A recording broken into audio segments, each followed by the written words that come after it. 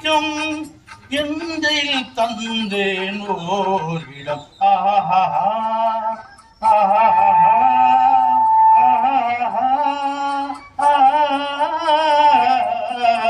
அவள் ஒரு நவர நாடகம்.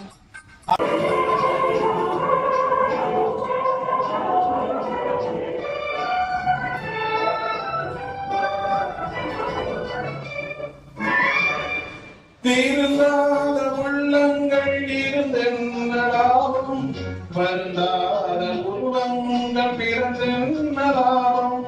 இருந்தாலும் மறைந்தாலும் பேர் சொல்ல வேண்டும், இவர் போலையா என்று சொல்ல வேண்டும், இவர் போலையா என்று சொல்ல வேண்டும்.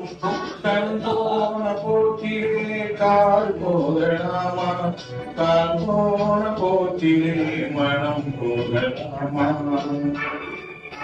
இனிய மாலை வணக்கம். அழகமான கிளை நூலக வாசகப்பட்ட இலக்கிய ஆர்வலர்கள் அமர்வின் 86வது இலக்கிய அமர்விற்கு வருகை தந்து சிறப்புற்றுள்ள அனைத்து ஆளுமைகளுக்கும் நகர் சார்ந்த சான்றோர்களுக்கும் எங்களுடைய முதற்கண் நன்றி கலந்த வணக்கத்தை தெரிவித்துக் கொண்டு இந்த பெருமைமிகு 86வது இலக்கிய அமர்விற்கு மதிப்பிற்கும் மரியாதைக்கும் உரிய மண்டல் சரபோஜி கல்லூரியின் தமிழ்துறை இணை பேராசிரியர் முனைவர் ஐயா கண்ணையன் அவர்கள் இன்று சிறப்பு விருந்தினராக பங்கேற்று தத்துவங்கள் தடுமாறுகின்றனவா என்ற சிறந்தொரு தலைப்பில் உரையாற்ற இருக்கின்றார்கள். மக்கள் தலைகின்ற தமிழ்நாடு தனக்கும் என்னால் திணையளவு நலமேனும் கிடைக்கும் என்றால் நான் செத்தொழினால் எனக்கு திருநாளாகும் என்று பாடிய அந்த பாவேந்தர் பாரதிதாசனுடைய வரிகளை நான் நினைவுபடுத்த விரும்புகிறேன். ஏன் இதை நான் இங்கு சொல்லுகிறேன் என்று சொன்னால், அந்த வாழ்க்கையை தன்னுடைய முழுமனதாக ஏற்றுக்கொண்டு உடல் பொருள் ஆவி அத்தனையும் மக்களுக்காக உழைத்துக் கொண்டிருக்கக்கூடிய ஒரு இளம் சிங்கம் என எம்முடைய மன்னர் சரபோஜி அரசு கல்லூரியிலிருந்து புறப்பட்டு தமிழ்நாட்டினுடைய பல திசைகளிலும் தன்னுடைய ஆற்றலாலும் செயல் ஊக்கத்தினாலும் நலிவடைந்து கிடந்த மக்களை எல்லாம் எழுச்சி புயலாக தட்டி எழுப்பிய என்னுடைய அன்பிற்கும் பாசத்திற்குரிய அண்ணன் என்று சொல்லக்கூடிய பேராசிரியர் கண்ணையனையா அவர்கள் வந்திருக்கின்றார். ஒரு சாதாரண செய்தி அல்ல.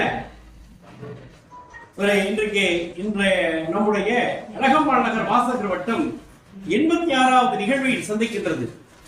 ஒவ்வொரு நாளும் ஒவ்வொரு வாரமும் ஒரு புதிய தலைவர்களை நாம் சந்தித்துக் கொண்டிருக்கின்றோம். அவர்கள் வாயிலாக புத்தம் புதிய கருத்துக்கள் நல்ல சிந்தனைகளை எல்லாம் அள்ளி தெளித்துக் கொண்டிருக்கின்றார்கள். அந்த வகையிலே இன்றைக்கு வந்திருக்கக்கூடிய ஐயா அவர்களை உங்கள் முன் அறிமுகப்படுத்துவதிலே நான் பெருமை வருகின்றேன். அதற்கு முன்பாக வழக்கம் போல் இங்கு அமர்ந்திருக்கக்கூடிய கௌரவ தலைவர் ஐயா அவர்களுக்கு முதலில் என்னுடைய மன்னிப்பை கோருகிறேன். நான் கடந்த அந்த மாவட்ட மைய நூலகத்திற்கு செயல்படும் கூட்டத்திற்கு அதை பகிரங்கமாக நான் மன்னிப்பு கேட்டுக் கொள்கிறேன். ஏனென்று சொன்னால் என்னை எதிர்பார்த்து மும்முறை ஒரு தொலைபேசி அழைத்தார், வர இயலவில்லை. மிக சிறப்பான முறையிலே உரத்த சிந்தனை மாவட்ட மைய நூலகத்துடைய செயற்பாளர்கள் அழகம்மாள் நகர் இந்த செயல் வீரர்கள் எல்லாம் ஒருங்கிணைந்து குறிப்பாக தஞ்சையிலே ஒரு மாபெரும் ஒரு புரட்சியை செய்து கொண்டிருக்கிறார் என்று சொன்னால் அவர்களுடைய தமிழ் அர்ப்பணிப்பு என்று நான் சொல்ல வேண்டும். அந்த வகையிலே இன்றைக்கு வந்திருக்கக்கூடிய அனைத்து ஆளுமைகளையும் வணங்கி என்னுடைய சிறப்பு சொற்பொழிவாளராக வந்திருக்கக்கூடிய ஐயா அவர்களை அறிமுகப்படுத்த நான் மட்டும் மகிழ்ச்சி அடைகின்றேன். எல்லோரையும் போலதான் அவரும் எல்லோரும் MA, MPhil, B.Ed, B.Sc படித்தார்கள். அவரும் படித்தார். எல்லோரையும் போலவே அவரும் வேலைக்கு வந்தார். ஆனால் எங்களுக்கு இல்லாத மற்றவர்களுக்கு யோசிக்காத ஒரு தலைமை கொண்டு அவரிடம் இருந்தது. என்னென்று சொன்னால் அவர் எங்கு சென்றாலும் ஒரு முதலிடம் தான். அந்த வகையிலே அவருடைய விளிம்பு நிலை மக்களை எல்லாம் கல்வி நிலைக்கு கொண்டு வரக்கூடிய ஒரு ஆற்றொன்னா துயரப்பட்டு கொண்டிருக்கக்கூடிய மக்களை எல்லாம் தட்டி எழுப்புவதிலே இன்று வெற்றி கண்ட ஒரு சிங்கமான இருக்கின்றார். இவர் தன்னுடைய படிக்கின்ற காலத்திலே ஆசிரியர்களிடம் பல வளமான கேள்விகளை கேட்டு அவர்களை திக்குமுக்காட செய்தவர். ஏனென்று சொன்னால், கரந்தை தமிழ் சங்கத்திலே நாங்கள் படித்தோம். எங்களுக்கு அவர் முந்தையவர். அற்புதமான முறையிலே அன்றைய சூழல் இளமுருகன், பேராசிரியர் சுப்பையா, நம்முடைய மதிவாணன் ஐயா, நம்முடைய பேராசிரியர் விருதாச்சலம் ஐயா அவர்களெல்லாம் சமமாக அமர்ந்து கேள்விகள் கேட்கக்கூடிய ஒரு நல்ல மாணவனாக தன்னை தகுதிப்படுத்திக் கொண்டார். இந்த காலகட்டத்திலே அப்போதும் அவர் எழுத தொடங்கிவிட்டார். அப்போதே எழுத தொடங்கிவிட்டார். அப்படி எழுதிய அவருடைய கருத்துக்கள் எல்லாம் பல முனைவர் பட்டங்களாக மற்றவர்களுக்கு சென்று சேர்ந்தது. பல முனைவர் பட்டங்களை அவர் உருவாக்கினார். அதோடு மட்டுமல்ல, அந்த வேளாண்மை பொன்னுசாமி படைப்புகளில், வேளாண்மை பொன்னுசாமி பற்றி தெரியும், அவருடைய படைப்புகளில் ஒரு சமூகம் சார்ந்த ஆய்வு கட்டுரைகளை எல்லாம் எழுதி ஏறத்தாழ முனைவர் பட்டம் பெறுவதற்கு முன்பு இருந்தே தன்னுடைய ஆய்வு பணியை அவர் தொடங்கிவிட்டார். ஆய்வு நூல்கள் என்று எடுத்துக்கொண்டோம் என்று சொன்னால் ஏறத்தாழ 20க்கும் மேற்பட்ட ஆய்வு நூல்களை அவர் எழுதியிருக்கின்றார். வெளியிட்ட கட்டுரைகள் என்று பார்க்கின்ற போது 60க்கும் மேற்பட்ட கட்டுரைகளை அவர் எழுதியிருக்கின்றார். மறைமலை அடிகளுடைய ஒன்று என்று சொல்ல ஆசிரியர் உரைப்பணி. மறைமலை அடிகள்னா யாரும் தொடர்றதே கிடையாது. இப்ப ஆசிரியர்களோட நின்று போயிடுச்சு. அப்படி மறைமலை அடிகளாருடைய உரைப்பணி, தமிழ் செவ்வியல் இலக்கிய இலக்கண ஆய்வு முன்னோடிகள், இப்படியாக நவீன இலக்கியங்களில் சிலப்பதிகார தாக்கம், இன்றைய பார்வையில் சிலப்பதிகாரம் என்னும் சிக்கலான தலைப்பை தேர்ந்தெடுத்து அந்த ஆய்விலே அரிய பல உண்மைகளை கண்டுபிடித்து ஆய்வுலகிற்கு வழங்கிய முக்கியமான ஒரு மனிதர். ஆய்வு, அதாவது தமிழ் கூறும் நல்லுலகம் ஆய்வுலகமாக திகழ்ந்து கொண்டிருக்கின்றது. தமிழ் உயராய்வு மையத்திலே அவர் தனக்கென ஒரு தனி இடத்தை பிடித்திருக்கின்றார். அதோடு மட்டுமல்ல, கிட்டத்தட்ட அவருடைய பங்கேற்று கலந்து கொண்ட கருத்தரங்குகள் எல்லாம் பார்த்தோம் என்று சொன்னால், மார்க்சிய பார்வையில் சின்னப்ப பாரதியின் சங்க பழக மானிய குழு ரொம்ப அற்புதமான முறையில, மார்க்சிய பார்வையில் சின்னப்ப பாரதியின் சங்கம் ரொம்ப அற்புதமான அந்த இதெல்லாம் ஒரு மார்க்சிய பார்வையோட சின்னப்ப பாரதியை பார்க்கக்கூடிய ஒரு வேறுபட்ட ஒரு பார்வையை அவர் பார்த்திருக்கின்றார். Modern literature of modern trend என்று சொல்லிக்கிட்டு அது ஒரு பேப்பர் ரொம்ப அற்புதமான முறையில் அவர் எழுதியிருக்கிறார். இக்கால இலக்கியத்தில் விண்முநிலை போக்குகள் அப்படின்றதுல செய்திருக்கிறார். சிலம்பில் தும்பியல் புனைவுகள், சிலப்பதிகார கலைகளும் கலை கோட்பாடுகளும் என்று இப்படி பல தலைப்புகளிலே சிக்கலான ஆய்வு தலைப்புகளை தேர்ந்தெடுத்து மிக மிக அரிதான கருத்துக்களை தமிழ் கூறும் நல்லுலகத்திற்கு கொண்டு வந்த பெருமைக்குரியவர். அடுத்ததாக இவர் ஆய்வு நெறியாளர் தகைமையாக இருந்து எம்ஃபில் இருக்கக்கூடிய காலகட்டத்தில் 60க்கும் மேற்பட்ட எம்ஃபில் மாணவர்களை உருவாக்கியிருக்கிறார். 60க்கும் மேற்பட்ட உருவாக்க முடியாது, 60க்கும் மேற்பட்ட எம்ஃபில் மாணவர்களை உருவாக்கி இருக்கிறார். 9 முனைவர் பட்ட மாணவர்களை உருவாக்கி இருக்கின்றார். அதோடு மட்டுமல்ல, இவர் பெற்ற விருதுகளாக தமிழக கல்வி ஆராய்ச்சி வளர்ச்சி நிறுவனம் சென்னை சார்பில் வழங்கப்பெற்ற ஆசிரியர் செம்மல் விருது இவருக்கு 2016ஆம் ஆண்டு வழங்கப்பட்டது. அற்புதமான ஒரு விருது. இது சாதாரண விஷயம் இல்லை. அடுத்ததாக சென்னையில் இருக்கக்கூடிய பாரி பவுண்டேஷன் சொல்லக்கூடிய அமைப்பு நல்லாசிரியர் விருது இவருக்கு வழங்கி இருக்கின்றார்கள். கல்விசார் பணிகள் என்று எடுத்துக்கொண்டோம் என்று சொன்னால் ஏறத்தாழ ஒரு 4க்கும் மேற்பட்ட தன்னுடைய பல்கலைக்கழகங்களில் இன்றைக்கு அவர் பாடத்திட்ட குழு வல்லுநராக பணியாற்றியிருக்கிறார்.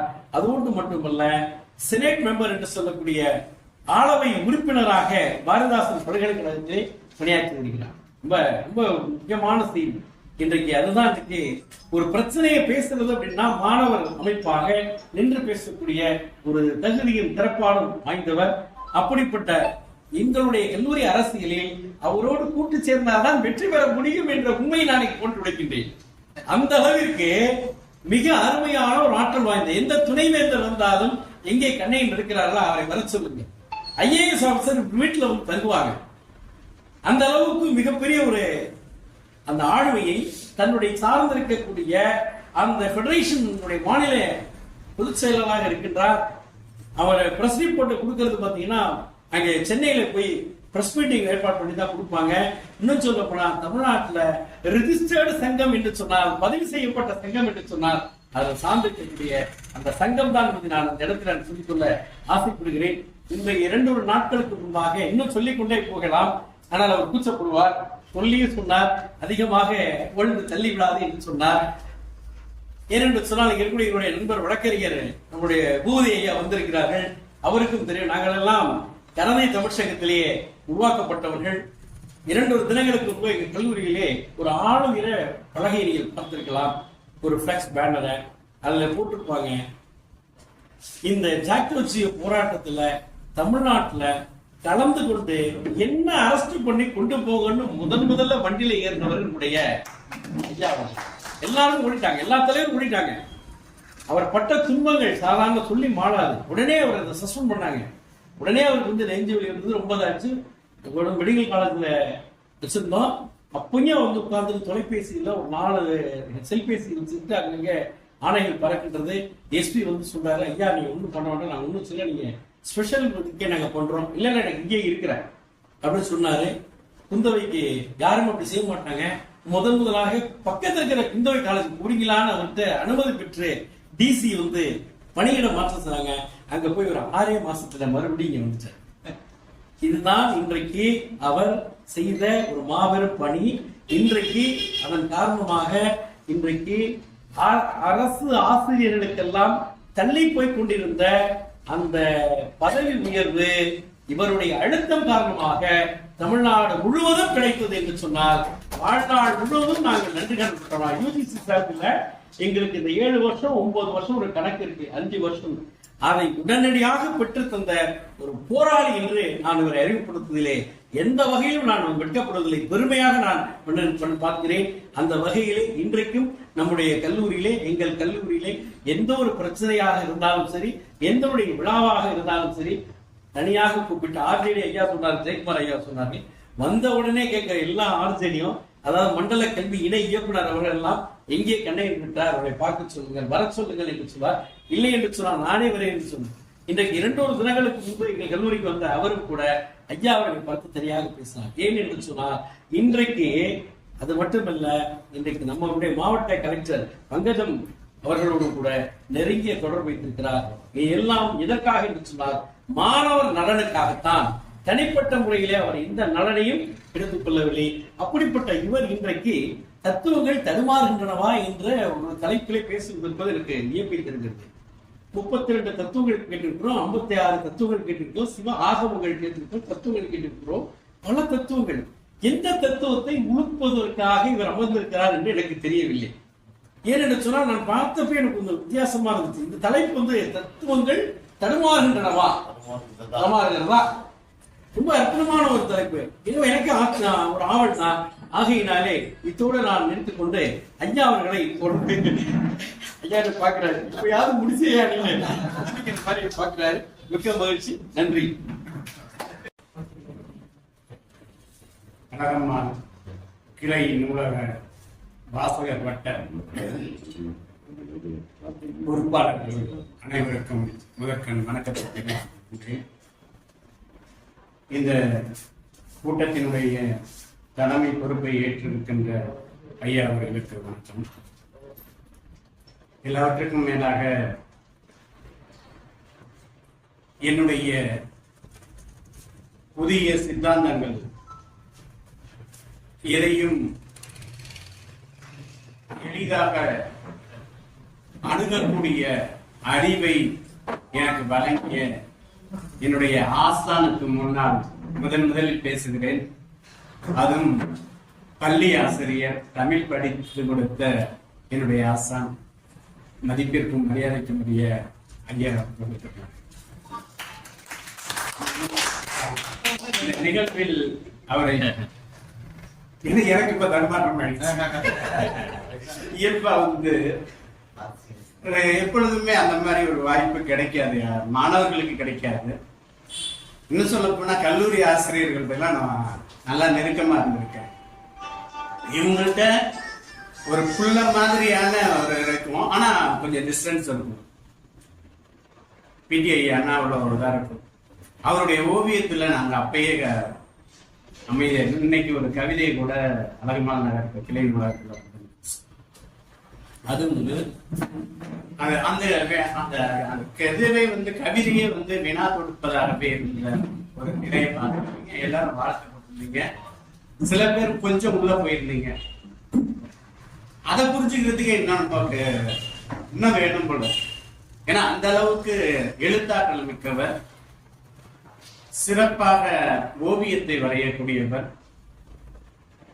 நல்ல ஒரு விளையாட்டு வீரர், உங்களுக்கு மேல ஒரு நல்ல ஒரு விளையாட்டு வீரர். அப்படியே பார்த்து எங்களுடைய ஆஸ்தான் அவருக்கு முன்னால் முதல்ல பேசுகிறேன். அது எனக்கு கிடைத்த பெரு வாய்ப்பு. இந்த வாய்ப்பை வழங்கிய ஐயா அவர்களுக்கு, ராஜமணி ஐயா அவர்களுக்கும் என்னுடைய நன்றியை தெரிவித்துள்ளேன். கடந்தை பேட்மிண்டன், சற்று இதெல்லாம் எல்லாமே விளையாடுவோம்.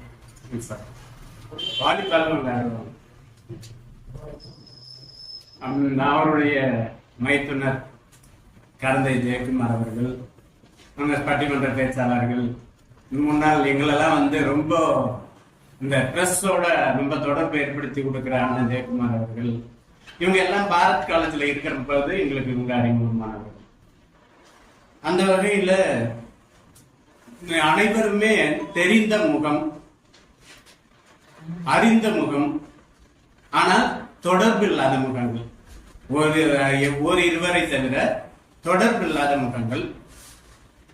ஒரு கிட்டத்தட்ட ஒரு வாசகர் வட்டத்தை தொடர்ந்து ஒரு 85 வாரங்கள் முடிந்து இப்ப 86 வாரம் நடத்துறதுங்கிறது இந்த காலகட்டத்துல மிகப்பெரிய ஒரு சேலஞ்சான ஒன்று. இந்த நடத்துறதுக்காகவே இந்த பொறுப்பாளர்கள், இங்க கூடியிருக்கிற அறிஞர் பெருமக்களுக்கு சிறப்பாகவே நன்றி சொல்லலாம். எல்லாருமே உங்களுக்கு தான் இருந்தாலும் சேர்ந்து கைப்பற்றோம். அவ்வளவு சிறப்பு. 10 பேர் கூட்டுறது நம்மளால முடியாது, இந்த நூலகத்துக்கு வர வைக்கிறது நம்மளால முடியாது. இப்ப அவ்வளவு புத்தகங்களையும் இந்த இடத்துல ஆர்கனைஸ் பண்ணிட்டு நம்ம வச்சிருக்கோம். இப்ப அந்த வகையில இப்ப அனைவரும் இந்த கூட்டத்துல கலந்துக்கிறாங்க. அவங்க சொல்லும் போதே சொன்னாங்க ஒரு 30 பேரு போல கலந்துக்குவாங்க அப்படின்னாங்க. எனக்கு இது களம் புதுது. இந்த வாசகர் வட்டம் உள்ளது, நூலகம், அந்த மாதிரி பேசுறதுங்கிறது. ராஜமணிக்கு ஐயா என்கிட்ட தொடர்ந்து அதை கேட்டுட்டே இருந்தாரு, நீங்க ஒரு வாரம் வரணும் அப்படின்னு. நான் என்ன பேச போறேன், என்னுடைய கருத்தியல் சார்ந்து பேசுறது வேற, நீங்க சொல்ற மாதிரி இருக்கிறது வேற ஒரு மாதிரியான அமைப்பு. நான் அதுல என்ன பேச போறேன் அப்படின்னு. அப்ப அவர் சொன்னார், நீங்க பெரியாரை பத்தி பேசுங்க அப்படின்னு சொன்னார். பெரியாரை பத்தி தான் எல்லாருக்குமே பேசுறாங்களே, இப்ப கூட எதிர்மறையா தானே பேசிக்கிட்டு இருக்கிறாங்க. அப்புறம் நான் பெரியார்கிட்ட போய் என்னத்த பேச போறேன்னு. ஆனாலும் சரி, அவருடைய வற்புறுத்தலுக்கு எப்படியாவது நம்ம போயிடுவோம், கலந்துக்குவோம் அப்படிங்கிற ஒரு முடிவுக்கு வந்து. ஏன்னா இந்த தகவல் தெரிஞ்சாதான் எனக்கு ஏன் இந்த மாதிரியான ஒரு சிக்கலை உருவாக்கிட்டோம் அப்படின்னு தெரியும். அப்ப பெரியாரை பத்தி பேசணும். ஆனா பெரியார்னு சொல்லிட்டா பாதி பேர் பெரியாரா இருப்பாங்க, பாதி பேர் அம்பேத்கராக, பாதி பேர் காந்தியா இருப்பாங்க. இப்படி பல்வேறு ஒரு ஒருங்கிணைந்த ஒரு இதா தானே இருக்கும். அதனால அந்த மாதிரி வேணாம் அப்படின்னு சொல்லிட்டு எனக்கு பெரியாரை கத்துக் கொடுத்தவரும் ஐயா தான், பிடி ஐயா தான். ஏன்னா நான் அதாவது மாணவ பருவத்துல பேச தெரியாத காலத்துல எதை எங்க பேசணும்னு தெரியாம நாங்க படித்த பள்ளி ஒரு முஸ்லீம் பள்ளிக்கூடம், அந்த பள்ளிக்கூடத்து செய்தியில ஏறி நான் பேச முற்பட்டேன். ஆனா பெரியாருடைய கருத்தை தான் பேசணும். அப்ப இருந்த வயசு, நான் பேசும்போது அந்த பேச்சை இடையில நிறுத்த சொல்லிட்டாங்க. ஏன்னா பெரியாருடைய கருத்தியல் சில இடங்கள்ல எப்படி பேசணும்னு தெரியாம போயிடும். இந்த அறிவை எனக்கு உருவாக்கி கொடுத்தவர் எங்க ஐயா தான். அதனால அதுக்கு பிறகு நான் எப்படி எதை பேசுறது அப்படிங்கிறத முடிவெடுக்கும் போது என்னுடைய தலைப்புகளை நான் மாத்தி நான் சொல்ல போற கருத்து வேற அளவு ஒன்னானது கூட இருக்க. பொதுவா நான் ஒரு எப்படிப்படைய நம்ம ஆதவன் தீட்சண்யானன் ஒரு கவிஞர், நல்ல ஒரு 20 வருடத்துக்கு முன்னாடி ஒரு கவிதை எழுதியதாக சொன்ன. சுவற்றிற்கு இந்த பக்கம் நான் மனிதன், அந்த பக்கம் யாரும் இருக்கிறீர்களா, ஒரு கேள்வி. அதுதான் கவிதை, வேற ஒண்ணும் கிடையாது. சுவற்றுக்கு இந்த பக்கம் நான் மனிதன், அந்த பக்கம் வேறு யாரும் இருக்கிறீர்களா. நீ இதுக்கு அப்படியே தூக்கிட்டு போய் சாலமன் பாப்பையா சொல்லுவேன், வாங்க பழகலாம். உரையாடல் என்பது நிகழ்த்துவதற்கு இங்கு சரியான நபர்கள் கிடையாது. உரையாடல்ங்கும் போதே நீங்க 2 பேர் அதுல வேணும், அப்பதான் அந்த டயலாக் இதா இருக்கும். இல்லைன்னா தனியா பேசிட்டு போவாங்க, இந்த செல்போன்ல பேசிட்டு போற மாதிரி தனியா பேசிட்டு போகலாம், அது மோனலா காப்பாடு. அப்ப உரையாடல் என்ற ஒன்றை நிகழ்த்துவதற்கு 2 நபர்கள் தேவைப்படும் பட்சத்துல, இப்ப இந்த பக்கம் இருக்கிறது மனிதனாக இருக்கிறோம், அந்த பக்கம் இருக்கிறவர்கள் எதிர்நிலையில் உரையாடுபவர்கள் யாராக இருந்தால் உரையாட முடியும்? எப்படிப்பட்ட சிந்தனை உள்ளவர்களாக இருந்தால் உரையாட முடியும்? இந்த கேள்வி ரொம்ப பெருசா போயிட்டே இருக்கு. அப்ப அவங்களுக்கு உள்ள ஏதோ ஒரு தடை இருந்து கொண்டே இருக்கிறது. இந்திய சமூகத்துக்கு டோட்டலா சொல்றது, இந்திய சமூகத்துக்குள்ள, மேலை நாட்டு சமூகத்துல அப்படி கிடையாது. இந்திய சமூகத்துக்குள்ள என்ன இருக்குதுன்னா ஒரு தடை இருந்துட்டு இருக்கிறது. நாம என்ன சொல்றோம், அந்த தடையை நீக்கணும் அப்படின்னு சொன்னா முதல்ல உரையாடுவதற்கான கருப்பொருளை தேர்ந்தெடுக்க வேண்டும். எல்லா பாகுபாடுகளையும் தள்ளி வைத்து நாம 2 பேரும் மனிதனாக உரையாடுவதற்கு ஒரு கருப்பொருள் தேவைப்படுகிறது. அந்த கருப்பொருள் இருந்தால் மட்டுமே நீ உரையாடலை தொடங்க முடியும் அப்படிங்கிறது என்னுடைய சிந்தனை. அதனாலதான் நான் சொன்னேன், பல தத்துவங்கள் உருவாகி இருக்கிறது. அவர் பக்திமான் ராஜமாணிக்கம் ஐயா, அதனால அவர் சொல்லிட்டார், பல தத்துவங்களை சொல்றார். எனக்கு தெரிஞ்ச தத்துவங்கள் தடுமாறுகின்றனவா அப்படின்னு கேட்கிறோம். அப்படின்னா கின்று கிரு அப்படிங்கிறதுல இலக்கணம் படிச்சவங்க சொல்லுவாங்க. இப்ப தடுமாறுகிறதா அப்படிங்கிறது தத்துவம் தன்னைத்தானே உருக்கொண்டிருக்கிறது. எப்படி உருக்கொண்டிருக்கிறது என்று சொன்னால், தத்துவம் ஒரு எப்படி சொல்றது அப்படின்னு சொன்னாக்க, அல்ல அது ஒரு பொருள் அற்றதாக சொல்ல முடியாது. இயல்பாகவே தத்துவம் என்பது ஒரு பர்சனா கிடையாது.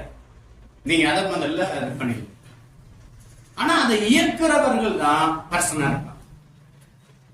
அது ஒரு கோட்பாடு, ஒரு கொள்கை, ஒரு நெறி அப்படி வச்சு. அப்ப ஒரு நெறி என்பது யார் அந்த நெறியை உருவாக்குகிறார்கள், யார் அந்த தத்துவத்தை உருவாக்குகிறார்கள் முதலில் அப்படின்னு பார்ப்போம். முதல்ல உருவாக்குறது யாருன்னு பாத்தீங்கன்னா, அவங்க என்ன நோக்கத்திற்காக அதை உருவாக்குனாங்க அப்படிங்கிற சிந்தனை. எனக்கு தெரிந்து மனிதன் தோன்றிய காலத்திலிருந்து முதல்ல குலம், அதாவது ஒரு பழங்குடி இனமாக தான் மனிதன் வந்திருக்கிறான். அப்ப பழங்குடி இனமா வந்தவனுக்கு தத்துவத்தை பத்தி எதுவும் தெரியாது. பின்னாடி ஆய்வு செய்கின்ற ஒரு தத்துவ அறிஞர் எட்வர்ட் பர்னட் டைலர் அப்படின்னு சொல்லக்கூடிய ஒரு மானிடவியல் அறிஞர் என்ன சொல்றாரு அப்படின்னு சொன்னா, இந்த குடிகளுக்கு, பழங்குடிகளுக்குன்னு எந்த விதமான அடையாளங்களும் கிடையாது. இவங்களுக்கு சமயங்கிறது எப்ப முதல்ல அவங்களுக்கு வந்திருக்குது அப்படின்னு சொன்னா, ஆவி கோட்பாடு அப்படின்னு ஒரு கோட்பாட்டை முன்னே. ஆவி கோட்பாடுன்னா என்ன அப்படின்னு, இது 19ஆம் நூற்றாண்டுல தான் அவருடைய ஆய்வே வருது. அந்த ஆய்வு சொல்லும் போது ஆய்வு கோட்பாடு என்று ஒன்று சொல்றாரு. ஆவி கோட்பாடுன்னா என்னன்னா, இன்னைக்கு நமக்கு சொல்லிட்டு இருக்கோம் பேய் பெசாசுன்னு சொல்றோம். ஆனா இயல்பா என்ன இருக்குது அப்படின்னு சொன்னா, ஒரு மனிதனுடைய உடலே 5 பூதங்களால் ஆனதுன்னு நீங்க சொல்றோம். இந்த தத்துவம் பஞ்சபூதங்களால் ஆனது அப்படின்னு சொல்றோம். ஆனா 5 பொருள்கள் இருக்கிறது. அதுல காற்றும் ஒரு பொருளாக இருக்கு. காற்று ஒன்று இருக்கும் பட்சத்தில் இத அதுக்கு பேரு உயிர்னு கொடுத்திருக்கும். அதே ஆன்மீகவாதிகள் ஆத்மா அப்படின்னு சொல்றாங்க. இந்த காற்று இதை விட்டு பிரிந்து விட்டால் இந்த கண்ணையனுக்கு நாமம் கிடையாது, பேர் கிடையாது, வெறும் பாடி. அப்ப காற்று வெளியில போயிடும். இந்த வெளியில போற காற்று இருக்குதுல்ல, இந்த காற்று நேரா போய் பரமபிதா அப்படின்னு சொல்ற மேலோகத்துக்கு போனா பரமாத்மா, இங்க இருக்கும்போது ஜீவாத்மா. இதுதான் காற்றோட இந்து தத்துவம் சொல்றோம். ஆனா நாம என்ன சொல்றோம் அப்படின்னா, காற்றுங்கிறது அறிவியல் பூர்வமாக நீ சுவாசிக்கிறதுனால ஏற்படுகிறது. சுவாசம் நின்று போச்சுன்னா முடிஞ்சு போச்சுன்னு சொல்றோம். இதையே காற்று அந்த பழங்காலத்துல அறிவியல் இல்லாத காலகட்டத்துல அதை என்ன பண்றாங்கன்னா, இயற்கை வருகிறது, இயற்கையா ஒன்று காத்தடிக்குது. அந்த காத்தடிக்கும் போது மரம் சாயும், மரம் வேரோட கொண்டு போகும். இந்த மாதிரி இயற்கையிலேயே இறந்த நிகழ்வுகள் வர வர வர வர நிறைய மழை வருது, நிறைய காத்தடிக்குது, திடீர்னு பாத்தீங்கன்னா பிளம்பு ஏற்படுது. இதெல்லாம் பார்த்து அந்த பழங்குடி இனங்களுக்கு என்ன மாதிரி ஒரு பயம் வந்துருச்சுன்னா, இந்த காற்று வேகமாக அடிக்கிறது இல்ல, அதனாலதான் இது நடக்குது அப்படின்னு சொல்லி. அப்ப அங்கதான் சமயம் என்பது தோன்றுகிறது. அதை என்ன சொன்னா, ஆவி சமய தோற்றம் அப்படின்னு தொடங்கணும். அந்த ஆவி சமய தோற்றம் தொடங்கினது ஒரு காலகட்டம், அதை விட்டுருங்க. ஏன்னா இதை இருக்க கதைக்காக இதுக்காக சொல்ல வந்தேன், உங்களுக்கு புரிதலுக்காக. அந்த கோட்பாடு என்பது ஒரு கிட்டத்தட்ட பழங்குடிய இனங்கள் தோன்றிய காலத்தில், மனித இனம் தோன்றிய காலங்கள்ல, பழங்குடிகளாக வாழ்ந்த காலத்துல, குகைகள்ல வாழ்ந்த காலங்கள்ல ஏற்பட்ட ஒரு சிறிய ஒரு எண்ணங்கள் தான், அதுவே தவிர வேற ஒண்ணும் கிடையாது. அதுக்கு பிறகு அதை பில்டப் பண்ணி தான் நான் சொன்ன பரமாத்மா ஜீவாத்மா அந்த கதைகள் எல்லாம் இந்துக்கள்ல உண்டு. இது ஒரு அப்ப ஏற்கனவே நான் சொன்னேன், யார் எதற்காக தத்துவம் எப்பொழுதுமே ஆளுமையும் தனி நபரின் ஆளுமையும் இணைந்துதான் இயங்கும். இந்த விஷயத்த நீங்க பண்ணி தத்துவம்ங்கிற ஒன்றை ஒரு கோட்பாடுகிறது, அதனுடைய ஆளுமையும் தனி நபர்களுடைய ஆளுமையும். இப்ப மகா சிவராத்திரி வந்துச்சு, கிட்டத்தட்ட சிவராத்திரி அன்னைக்கு எவ்வளவு கூட்டம் கூடுனுச்சுன்னு நீங்க எல்லாம் டிவியில பார்த்திருப்பீங்க, இதெல்லாம் எல்லாத்தையும் பார்த்திருப்பீங்க. இந்த கூட்டம் எவ்வளவு கட்டுப்பாடாக நடந்தது, எவ்வளவு ஒழுங்காக நடந்தது அப்படின்லாம் பின்னாடி சொல்லிட்டு வரலாம்.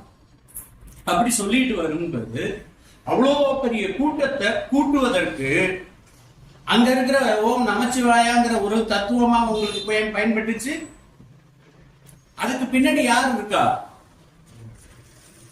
ஒரு ஆடல் பாடலோட நிகழ்த்துகிற ஒரு சாமியார் தேவைப்படுகிறார். அப்ப தத்துவம் என்பது அது ஒரு ஆளுமை, அது அரவமாக இருக்கும், அரூபம் அப்படின்னு சொல்றது. அந்த அரூபத்துக்கு உயிர் கொடுக்கிற ஒரு நபர் தேவைப்படுகிறார். இது ரெண்டும் சேர்ந்துதான் எப்பொழுதும் இயங்குகிற தன்மையை பெற்றிருக்கிறது. ஓகேங்களா? இதுல மாற்றம் இருக்காது. அதே போல நாம இப்ப அடுத்த நிலைக்கு வர்றோம்.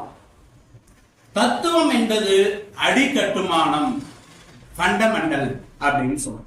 எந்த ஃபண்டமெண்டல்? நீங்க பேஸ்மெண்ட் போடுறீங்கல்ல ஒரு கட்டடத்துக்கு, அது மாதிரி தான் தத்துவம் என்பது ஒரு அடிக்கட்டுமானம். அதுக்கு மேல கட்டுகிற கட்டடமாக, மேல் கட்டுமானமாக இருப்பது எல்லாமும் தனிநபருடைய பங்கு. எந்த ஒரு தனிநபர் என்ன மாதிரி அந்த வீட்டை டிசைன் பண்ண நினைக்கிறாங்களோ அதுக்கு தகுந்தாற் போல அவற்றை அவர்கள் வடிவமைத்துக் கொள்வார்கள். அது இந்த சமூகத்துக்கு பயன்படுமா, பயன்படாதா, இல்ல நம்ம வீட்டுல இருக்கிறதுக்கு உபயோகப்படுமா, இல்ல வாஸ்து சரியில்லையா, அப்புறம் இடிச்சுக்கிட்டு போயிட்டு வந்துகிட்டு இருக்கோம். இந்த அடிக்கட்டுமானம் என்பது மாற்ற முடியாது. அப்ப அந்த தத்துவத்தின் மேல ஒருத்தவங்க கட்டமைக்கப்படுகிற ஒரு தனிநபர் அங்கே இருக்கிறார். ஒரு பெரிய குழுவாலாம் எப்பொழுதுமே தத்துவம் கட்டமைக்கப்படவில்லை என்பதை புரிந்து கொள்ளுங்கள். எந்த குழுவும் ஒரு தத்துவத்தை கட்டமைக்கல, தனிநபர் தான் கட்டமைக்கிறார். அதனாலதான் இவரை சொல்லும் போது தத்துவம் அருவமாகவும் தனிநபர் உருவமாகவும் இருந்து இரண்டும் சேர்ந்து கட்டப்படுகிற ஒன்றாக இது சொல்லப்படுது. இப்ப நம்ம இதுக்குள்ள சொல்லுவோம், இந்தியாவுல தோன்றிய மதம் எதுங்க? இந்தியாவில் தோன்றிய மதம் எது? பௌத்தம் மட்டும்தான் இந்தியாவில் தோன்றியது. ஏன் அந்த பௌத்தம் இந்தியாவில் நிலைக்கல?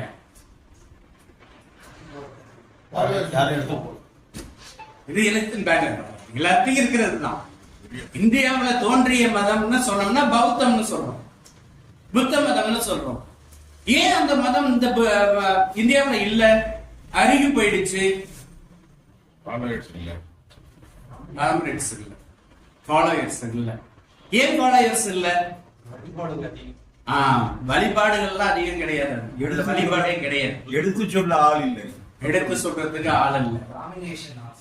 ஓகே, கொஞ்சம் டிஸ்கஷன் நாம இருக்கட்டும்ங்கிறதுக்காக தான். கட்டுப்பாடு எப்பொழுதுமே மதத்தின் மீது நம்பிக்கை இல்லை. ஏன்? துறவரத்தை பிற மதங்களின் டாமினேஷன். இப்படி பாத்தீங்கன்னா ஒரு மதம் இந்தியாவில் தோன்றிய ஒரு மதம், இந்தியாவினுடைய ஒரு அரசராக இருந்து அதுக்கு பிறகு துறவரத்துல போயிட்டு அவர் தோற்றுவித்த ஒரு மதம். அந்த மதத்தின் கொள்கைகள், அந்த மதத்தினுடைய கோட்பாடுகள் நம்மளால ஃபாலோ பண்ண முடியாம போகுது. அப்படி போகிறதுக்கு என்ன காரணம் அப்படின்னு சொன்னா, அவர் என்ன சொன்னார்னா எதுவுமே நிலை இல்லைன்னு சொன்னார். நீங்க இப்ப சொல்லுவீங்கல்ல, ஏதாவது ரொம்ப கஷ்டப்பட்டு ஒரு வார்த்தையை சொன்னாங்க, ஏதாவது ரொம்ப கஷ்டமா இருக்கு, இதுவும் கடந்து போகும், இதுவும் கடந்து போகும். இதுதான் அவருடைய கருத்து, வேற ஒண்ணுமே கிடையாது. துன்பம் என்பது இல்லை. அதாவது ஒரு பிறப்பு எப்படியோ இறப்பு அப்படி. ஏன்னா பிறப்பை நம்மளால முடியாது, இறப்பையும் நம்மளால முடிவு பண்ண முடியாது. பிறக்கிறவன் இறப்பான். ஆனா இடையில ஏற்படுகிற துன்பங்கள் எல்லாமும் நீயே உருவாக்கி கொள்வது. நீங்க நல்லா யோசிச்சு பாத்தீங்கன்னா, நம்பிக்கைகள் மீது அதிக நம்பிக்கை வைத்திருக்கிறவர்கள் இருக்கிறாங்க.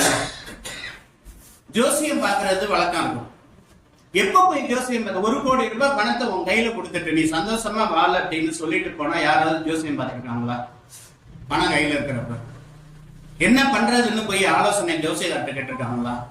பொருளாதாரம் நம்மள்ட்ட நிறைய இருக்கும் பட்சத்துல அதை பத்தி யோசனை அவங்களுக்கு வந்தது கிடையாது. ஆனால் கஷ்டம் வரும்போது உடனடியே என்ன சொல்றாங்க, அந்த ஜோசியரை போய் பார்த்தா சரியா இருக்கும், இந்த ஜோசியரை போய் பார்த்தா சரியா இருக்கும் அப்படின்னு சொல்லி கஷ்டத்துக்கு மேல கஷ்டம். அப்புறம் அதுக்கு நீங்க செலவு பண்றது, அதுக்கான என்ன சொல்றது, பரிகாரம் பண்றதுன்னு நீங்க நிறைய கொடுக்கிற ஒரு சூழலுக்கு ஆளாகுவீங்க. அப்ப கஷ்டம் கஷ்டமாகவே இருந்து கொண்டு இருக்குமே தவிர உங்களுக்கு தீர போறது கிடையாது. ஏன்னா அவர்களால் தீர்க்க முடியாது. அப்ப ஒரு நீங்க உருவாக்கி கொள்கிற ஒரு கோட்பாடு என்னவாக இருக்கிறது? உங்கள்கிட்ட பொருளாதாரம் இல்லாத போது, எங்க சங்க இலக்கியத்துல சொல்லுவாங்க, சங்க 10 பாட்டு 8 தொகைன்னு நூல்கள்லாம் இருக்கும்போது வழிபடுத்துதல்னு ஒரு வார்த்தையை சொல்லுவாங்க. வழிபடுத்துதல் என்னன்னா, ஒரு மன்னன்கிட்ட போன ஒரு புலவன் தான் பெற்ற பரிசில்களை, தான் பெற்ற அனுபவங்களை பிற வறிய புலவன்கிட்ட சொல்லி நீ போய் வாங்கிக்க அப்படின்னு சொல்லுறது வழிபடுத்துதல்னு. இங்க வழிபடுத்துறதெல்லாம் பாத்தீங்கன்னா, ஏதாவது நோயின்னு போய் சொல்லுங்க, எல்லாருமே மருத்துவராக மாறிடும். ஏதாவது பிரச்சனைன்னு போய் சொல்லுங்க, எல்லாருமே ஜோசியக்காரராம. இந்த மாதிரியான இந்த மூளை நமக்கு எப்படி வந்துச்சு? இதுவும் கடந்து போகும்னு சொல்லி கொடுத்த நிலையில இருந்தது. இந்த பரிகாரங்களுக்கு போகணுங்கிற எண்ணம் எப்பொழுது வந்தது, எப்படி வந்தது? இந்த மூலம் எப்படி நமக்கு அதை அக்செப்ட் பண்ணிக்கிச்சு? இததாங்க நம்ம என்ன பண்றோம்னாக்க, பல்வேறு விதமான குழப்ப நிலையில இருக்கிறப்ப அதுதான் அந்த மன்னர்களுடைய ஆட்சி முறைகள் செய்த சூழ்ச்சிகளாக நம்ம, மன்னர்கள்னு இடையில வந்தாங்கல்ல, அவர்கள் செய்த ஆட்சி முறைகள்ல பல்வேறு சூழ்ச்சிமம் நடந்தது. அப்ப வந்தவங்க எல்லாம் பரிகாரங்களுக்கு முக்கியத்துவம் கொடுத்தாங்க. அந்த பரிகாரங்கள் பெரும்பாலும் குழந்தை பேர் இல்லாத பரிகாரம், ஆட்சி நீட்டிக்கணுங்கிற பரிகாரம், இந்த சூழல்லையே நான் கடைசி வரையும் இருக்கணுங்கிற பரிகாரம் எல்லாம் சுயநலம் சார்ந்ததாகவே இருந்துச்சு. பௌத்தம் சொன்ன பொதுநலம் சார்ந்ததாக இல்லை. அப்ப அந்த இது இது யார்கிட்ட இருக்குது? இந்த பிரிவினைகளுக்கு என்ன காரணம் அப்படின்னு சொன்னா அதுக்கு மேல ஒரு சமூகம் உட்கார்ந்து கொண்டு இந்த தமிழ் சமூகத்தை கொஞ்சம் கொஞ்சமா மண்டையை கழுவி இந்த சமூகம் அதே மாதிரி நடந்துகிற ஒரு சமூகமாக மாறிக்கொண்டு இது அந்த அடுத்த ஒரு கோட்பாடு வருது மார்க்சியம். மார்க்சிய கோட்பாடுங்கிறது எதுவும் அழிவதில்லை அப்படிங்கிறது. எதுவுமே அழியாது. என்ன சார் அப்படி சொல்றீங்க அப்படின்னா நம்ம எதுவுமே அழியாது, மாறும் தன்மை மட்டுமே பெருமை தவிர நிரந்தரமா அழிஞ்சிடாது. சாதாரணமா ஒரு விதையை போடுறோம், விதையை போட்டா ஒரு செடி முளைக்குது, மரமா வந்து மரம் வந்து காயா காய்க்குது, பழம் வருது, அதுல இருந்து ஒரு விதை கீழே விழுது, திரும்ப வந்து என்ன ஆகுது, இன்னொரு செடி முளைக்குது. ஆக ஒன்றிலிருந்து ஒன்றை மாற்றம் பெறுமே தவிர இது என்ன பண்ணாது, அழிந்து போய் விடாது. அப்ப மாற்றம் ஒன்றுதான் மாறாதது அப்படின்னு சொல்றதுதான் மார்க்சிய தத்துவம். தோழர்கள்லாம் தெரியும் உங்களுக்கு, எங்க அவர் வெளில போயிட்டாங்க. இப்ப ஏன்னா மார்க்சியத்தை வந்து ஏன் வந்து இலக்கியவாதிகள் அதிகமா இது பண்ணாங்க அப்படின்னு சொன்னா இந்த அடிப்படையான சில கருத்தியல் தான். ஏன்னா அவங்க பழகிற மக்களோட இருக்கக்கூடிய நிலைகள். இதுக்கு ஒரு இதை சொல்லணும். நான் ஏற்கனவே பிறப்பு இறப்பை பத்தி சொன்னேன். பிறப்புக்கும் நம்ம கெடு சொல்ல முடியாது, இறப்புக்கும் சொல்ல முடியாது. ஆனா இப்ப நீங்க அறிவியல் உலகத்துல பிறக்கிறத வேணா தள்ளி போடுறதுக்கான நேரத்தை இது பண்ணி இல்லைன்னா முன்னாடி கொஞ்ச நேரத்துக்குள்ள ஆபரேஷன் பண்ணி எடுத்துடலாம். ஏன்னா அது கூட இந்த புத்தினால வந்த வேணா தான் அப்படி பண்ணலாமே தவிர இயல்பான ஒன்றினால் அது வரவே வராது. அப்ப இறப்பும் பிறப்பும் தெரியாது. அது மாதிரி இருக்கும்போது இந்த கண்ணதாசன் ஒரு பாடல்ல சொல்லுவார், ஏன் அதே நீங்களே பாடிடலாம், வந்தவரெல்லாம் இங்கே இறங்கிட்டாங்கன்னாக்க இந்த வீட்டு இந்த உலகத்துல இடம் இல்லைன்னு அப்படிங்க. ஏன்னா இதான் யதார்த்தம். பிறக்கிற மனிதன் அனைவரும் இங்கே தங்கி கொண்டார்கள். ஆனால் அப்ப இப்பயே ஏற்கனவே இங்க வந்து ரியல் எஸ்டேட் பெரிய பிசினஸ் போயிடுச்சு. இது என்னவா மாறும்? ஆக இயற்கையாகவே அதை என்ன பண்ணிருக்குனாக்க ஒரு சர்க்குலேஷனை உருவாக்கி வச்சிருக்குது. அதான் மார்க்சிய தத்துவம் வந்து திரும்ப திரும்ப சொல்லுது. அதை நாம ஏற்றுக்கிற மனநிலையில இல்லை அப்படிங்கிறது. இன்னொன்னு, எது சொன்னாலும் ஒரு வினை என்று இருந்தால் ஒவ்வொரு வினைக்கும் ஒரு எதிர்வினை உண்டு. இதை நாம ஏத்துக்கணும். ஆனா அதுக்கு ஒரு அது சொல்றாங்க, அது விதிங்க, இது விதிங்க, அதெல்லாம் கிடையாது. நீ இப்ப போன அதாவது இயல்பாகவே வந்து விவேகானந்தனுடைய புது செருப்பு கடிக்கும் அப்படின்னு ஒரு இது. அதை கொஞ்சம் வாய்ப்பு இருந்தா படிச்சுப்பாரு. அதே போல இது வேற குடும்பம் சார்ந்த ஒன்றா இருக்கும். இன்னொன்னு வந்து நந்தவனத்தில் ஒரு அணு. இந்த ரெண்டும் இது குடும்பத்துல எப்படி இருக்கணுங்கிறதுக்கு சொல்லி கொடுக்கும். இது வந்து உன்னுடைய வாழ்வியல் உண்மைகளை சொல்லி கொடுக்கும். நந்தவனத்தில் ஒரு ஆண்டி அவன் 4 மாசமா புயப்பனை வேண்டி கொண்டு வந்தான் ஒரு தோண்டி அப்படின்னு. அதை கூத்தாடி போட்டு உடைத்தாண்டி. இதுதான் அந்த அதை சொல்லும் போது அந்த மயானத்துல இருக்கக்கூடிய அந்த பிணத்தை அடக்கம் செய்யக்கூடிய தொழிலை செய்கிறவன் ஒவ்வொரு பிணங்கள் வரும்போதும் அந்த குழி வெட்டுவதும் இதை தூக்கி போடுறதும் அதை போட்டு மூடுறதும் அதுக்கான வேலைகளை செய்யும் போதும் இந்த பாடலை பாடிக்கொண்டே இருக்கும். ஆனா அவனுக்குன்னு நீண்ட காலத்துக்கு பிறகு ஒரு குழந்தை பிறந்தது. கிட்டத்தட்ட அந்த 50 வயசு 60 வயசு வர அந்த நிலைக்கு வந்துட்டாருன்னு அந்த வயசுல ஒரு குழந்தை பிறகு. அவ்வளவு நாள் வரையும் குழந்தை இல்லை. ஆனா ஒவ்வொரு பிணத்தை அடக்கம் செய்யும் போதும் அந்த பாடல் பாடினான். அவனுக்கு தெரியல. ஆனா தான் புள்ள இருந்த புள்ள இருக்கு பாருங்க, நீண்ட நாள் வளம் வாங்கி தவம் வாங்கி பெத்த புள்ள, அது திடீர்னு செத்து போச்சு. அதை போய் அடக்கம் பண்ணணும். அப்ப அவனுக்கு அந்த பாட்டு வருது. ஆனா முன்னாடி பாடின டோன் வேற, இப்ப சொல்ற டோன் வேற. அவன் 4 மாசமா அடக்கிது. அப்ப 4 6 சேர்த்தா 10 மாசம் இருந்து அந்த குழந்தைய பெத்து எடுத்து கொண்டு வந்து கடைசியில போட்டு உடைச்சாங்க. இதாண்டா இதுன்னு சொல்றேன். அதாவது என்ன சொல்றேன்னா, இதுக்கு வந்து இந்த பிறப்பு இறப்புக்கான இடையில இருக்கக்கூடிய உணர்ச்சி இருக்குல்ல, இந்த உணர்ச்சியை வந்து நாம் மிக அதிகமாக பங்கிட்டுக் கொள்கிறோம் உறவுகள். அதுக்குதான் இன்னொரு கதையை சொன்னேன், அந்த கதையை நீங்க படிச்சு பாருங்க, தெரியும். புதுசிருப்பு கடிக்கும். இயல்பாகவே நாம் உணர்ச்சி வயப்படுகிறவர்கள். இந்த உணர்ச்சி வயப்படுகிற நம்மளை வைத்து என்ன செய்யறாங்க அப்படின்னு சொன்னா, பல்வேறு பிரிவுகளாக மக்களை பாகுபடுத்துகிறார்.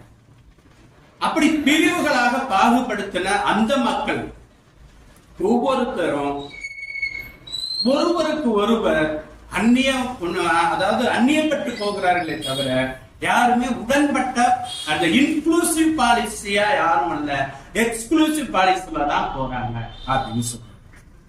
ஏன் இன்க்ளூசிவ் பாலிசிக்குள்ள வரமாட்டேங்கிறாங்க, ஒருங்கிணைந்த தன்மை ஏன் வரல அப்படின்னு சொன்னா, நீ என்னை விட மேலானவன், நீ என்னை விட கீழானவன், இந்த ஒரு தத்துவத்தையும் இந்த சமூகத்துக்கு உருவாக்கி கொடுத்திருக்கு.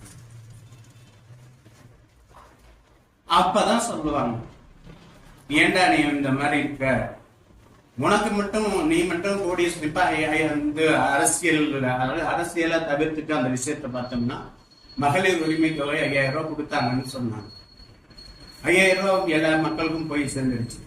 உடனே என்ன பண்றாங்கன்னாக்கா, இது ஏன் கொடுக்கணும்னு ஒரு விவாதம் நடக்குது. நம்ம சொல்றோம், கிட்டத்தட்ட 5000 கோடி 10,000 கோடின்னு கடன் வாங்கி நம்மளுடைய வரி பணத்துல இருந்தான் எல்லா பேங்க்லயும் கடனை வாங்கிட்டு வராக்கடன் லிஸ்ட்ல எழுதிட்டு ஓடி போயிடுறாங்க. அதை பத்தி யாரும் பேசுறாங்கன்னா பேசணும், ஏன்னா அது மைக்ரோ லெவல்ல போகுது. அதனால அதை நம்ம கண்டுபிடிக்கிறது கிடையாது. மைக்ரோ லெவல்னா மெம்பர்ஸ், இது மேக்ரோ லெவல்ல இருக்கக்கூடிய மெம்பர்ஸ். அதனால இவங்க என்ன நினைக்கிறாங்கன்னா, நம்மளுடைய வரி பணத்தை எடுத்து அங்க கொடுக்குறாங்க அப்படிங்கிற மாதிரியான சிந்தனைகள் வருது. இதுக்கு அடிப்படையிலேயே என்ன காரணம் அப்படின்னா, இது வந்து விதி வலியதுங்கிற ஒரு கோட்பாடு இருக்குங்கல்ல, விதி வந்து ரொம்ப அதிகப்படியான சூழல்ல வலிய கோட்பாடு நிறைந்தது அப்படின்னு சொன்னா, நீ இந்த நிலையில பிறப்பதற்கும் விதிதான் காரணம், நீ உயர்ந்த நிலையில பிறப்பதற்கும் விதிதான் காரணம்னு ஒரு தத்துவத்தை சொல்லு. அதுக்கு இடையில ஒரு புரோக்கரேஜ் நடக்குது. இது ஒரு விதமானது.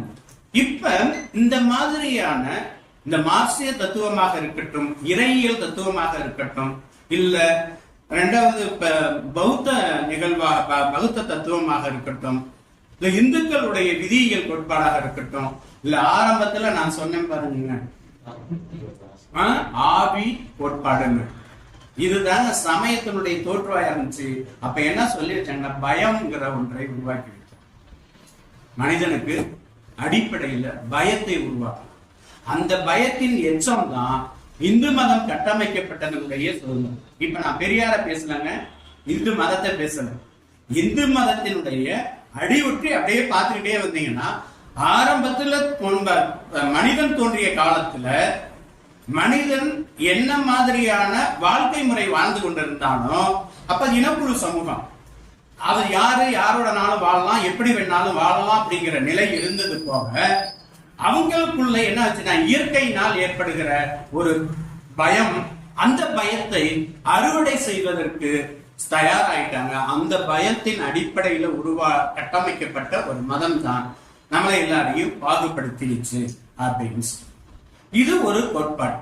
இப்ப நான் சொல்லிட்டு வந்த இதை எல்லாத்தையும் எதிர்க்கிற ஒரு கோட்பாடு தான் மார்க்சியம், அடுத்தது அம்பேத்கரியம், அதுக்கு பிறகு இப்ப இருக்கக்கூடிய நீங்க சட்டம்.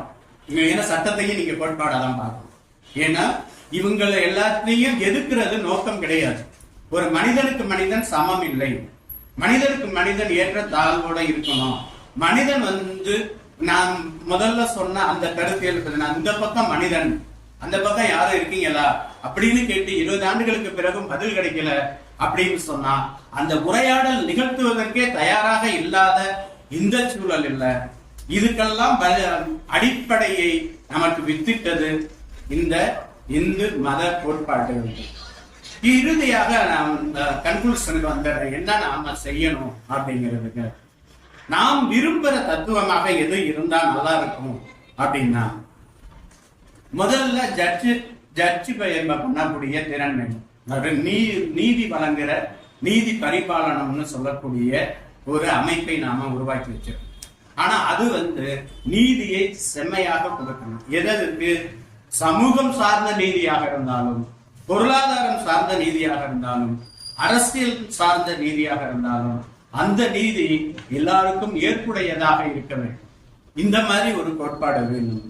அதுக்கு பிறகு நாம் என்ன முற்படுகிறோம், எவற்றை எழுத முற்படுகிறோம், எதை எடுத்து சொல்லணும்னு சொல்றோம், எதன் மீது நம்பிக்கை வைக்கிறோம், எதை நாம வழிபடணும்னு முடிவு பண்றோம், அப்படிங்கிற சுதந்திரம் நமக்கு வேணும்.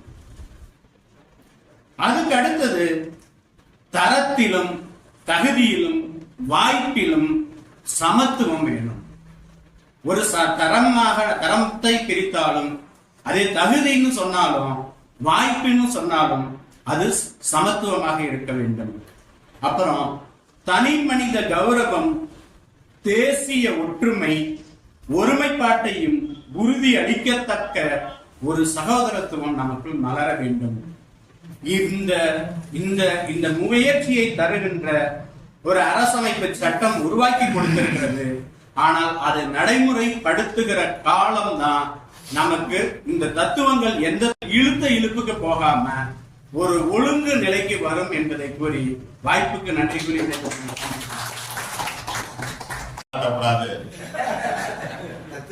உண்மையில உங்களை பார்த்தோன்னு ஒரு மரியாதை வந்தது சார். அது உண்மை. நானே அடக்க ஒடுக்கமா இருந்தேன்னா பாருங்களேன். எல்லாம் நான் எப்போது கடைசி கொஞ்சம் உட்காந்துட்டு எப்படி மனசுக்குள்ள சுற்றிட்டு உட்காந்துருப்பேன். உண்மையில அதே நேரத்துல கரெக்டா முடிச்சிங்க பாருங்க.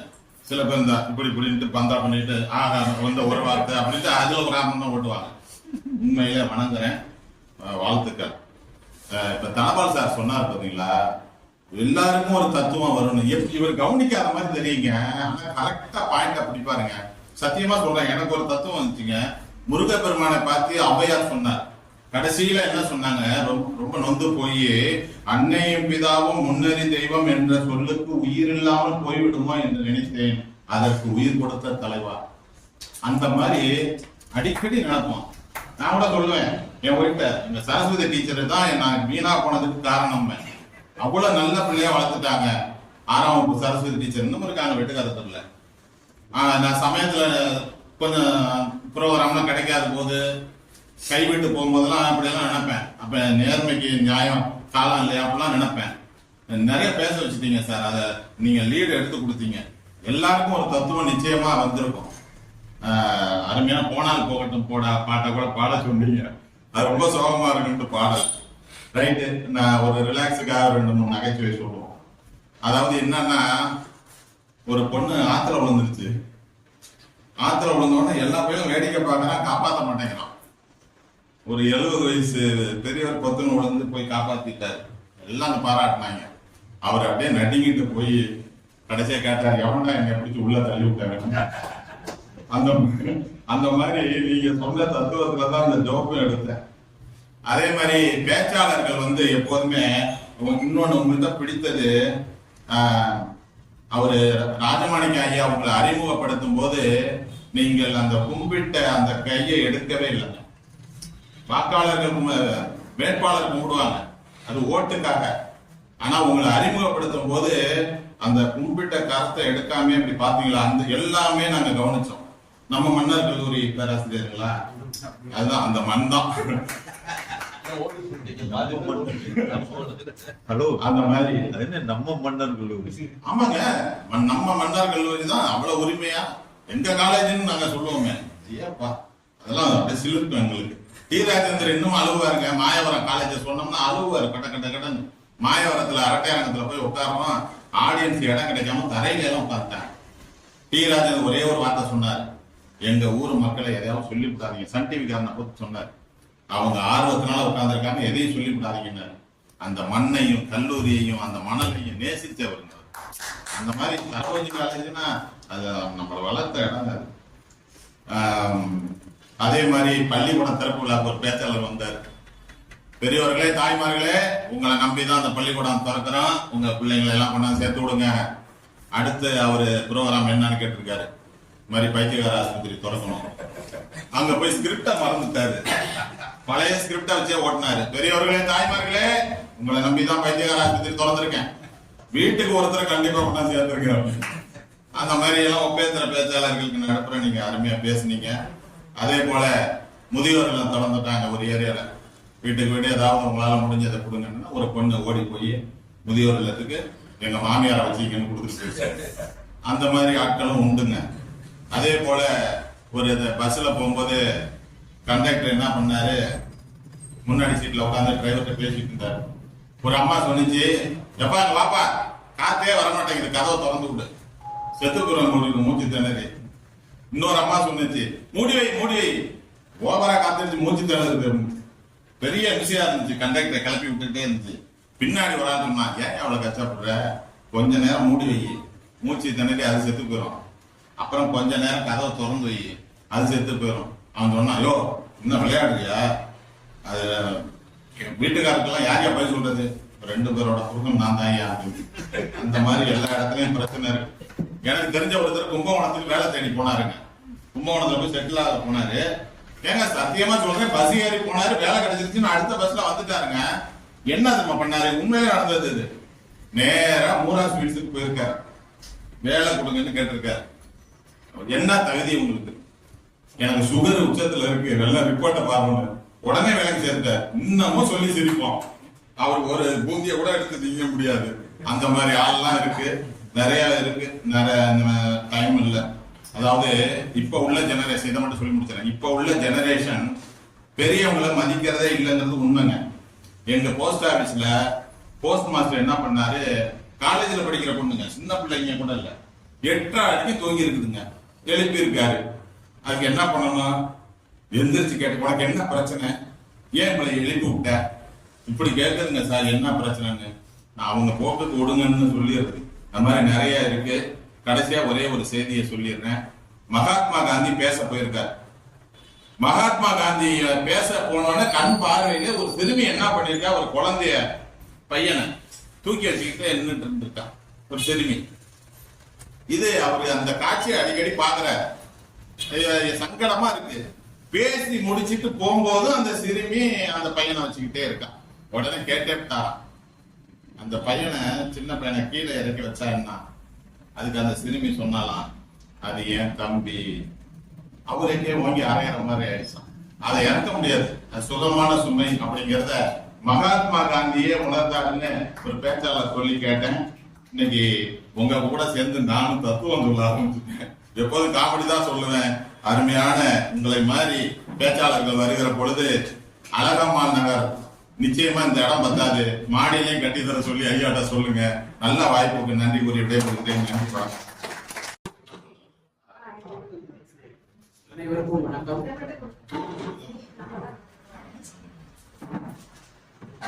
இரண்டு அவையினுடைய முதுமுடிகளை மட்டும் சொல்லலாம் நினைக்கிறேன்.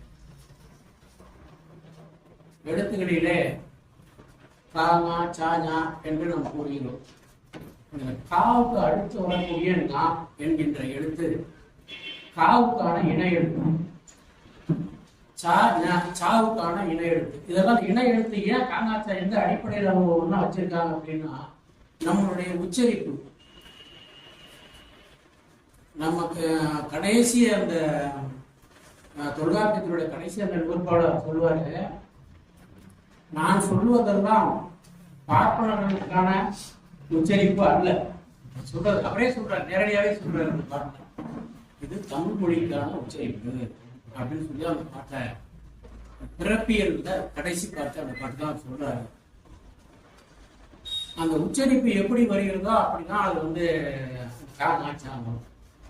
நப்போல் வடை அப்படின்னு சொல்லப்படுது. நப்போல் வடை என்றால் என்ன? தமிழ் எழுத்துக்கள்ல நா என்பது 2வது எழுத்து. அது எங்கே வருகிறது என்றால் நப்போல் வடையில் மட்டும்தான் வருகிறது. வேறு தமிழ் மொழியில எங்கேயுமே அது கிடையாது. அந்த எழுத்து வரக்கூடிய எழுத்து ஒன்று சொல்லுங்க, எங்கேயுமே கிடையாது. அந்த ஞா வந்து எதற்காக வந்ததுன்னா, மொழியியல் ஆராய்வாளர்கள் என்ன சொல்றாங்க, காவுக்கான இன எழுத்தாக அது வந்தது என்று சொல்கிறார். அதன் பொருள் என்ன என்று நாம் பார்க்கும் பொழுது, அந்த ஞா ஒன்று இருந்து கொண்டு தொடர் வண்டி போல ஒவ்வொரு பெட்டியா இருக்கிறது மாதிரி ஞா நீ ஏ அப்படின்னு வரிசையா அந்த எழுத்துக்கள் வச்சிருக்கிறது. ஒரு எழுத்து இருந்து கொண்டு இந்த தமிழ் அட்டவணை எவ்வளவு காலத்துக்கு இருக்குமோ அவ்வளவு காலத்துக்கு இந்த ஒரு எழுத்து இருந்து கொண்டு மீதமுள்ள எழுத்துக்களை எல்லாம் எவ்வாறு வாழ வைக்கிறதோ அதெல்லாம் ஒன்றுக்கு பிரயோஜனம் இல்லாதது. இருந்தாலும் அதையெல்லாம் எவ்வாறு வாழ வைக்கிறதோ அதுபோல் ஒருவன் இருந்து கொண்டு நம் சுற்றத்தாரை வாழ வைக்க வேண்டும் என்றுதான் மொழி முதல்ல வரக்கூடிய எழுத்துக்கள்ல வராது. மொழி முதல் எழுத்துக்கள் 17 உயிரும் மொழி முதலாகும். மெய்யெழுத்துக்கள்ல பாத்தீங்கன்னா 9 எழுத்துக்கள் தான் வரும். அந்த 9 எழுத்துல கிடையாது. ஆனா இதுல மட்டும்தான் வரும். இந்த ஞானம் இருந்து கொண்டு தன்னுடைய இனத்தையே வாழ வைக்கிறது. அது போல ஒவ்வொரு வாழ வைக்க வேண்டும் என்று அந்த பாடல்களை குறிக்கிறார். அடுத்தது ஏவா மக்கள் மூவா மருந்து. இது எல்லாருக்கும் தெரிஞ்சிருக்கும். ஏவா மக்கள் மூவா மருந்து அப்படின்னா ஒரு அவையார் பாடம். கவையாகி பொன்பாகி காட்டகத்தே நிற்கும் அவையல்ல நல்மரந்து. அவை நடுவே நீட்டோடைய வாசியா நின்றான் குறிப்பறிய மாட்டாதவன் நல்மரம்னு அவையார் சொல்லுவாங்க. குறிப்பறிய மாட்டாதவன் அப்படிங்கிறது அங்க உள்ளது. ஏவா மக்கள் அப்படின்னா ஒரு செயலை சொல்லி இதை போய் செஞ்சுட்டு வாடா அப்படின்னு தன்னுடைய குழந்தைகள்கிட்ட, மக்கள்னா குழந்தைகள்னு அர்த்தம்.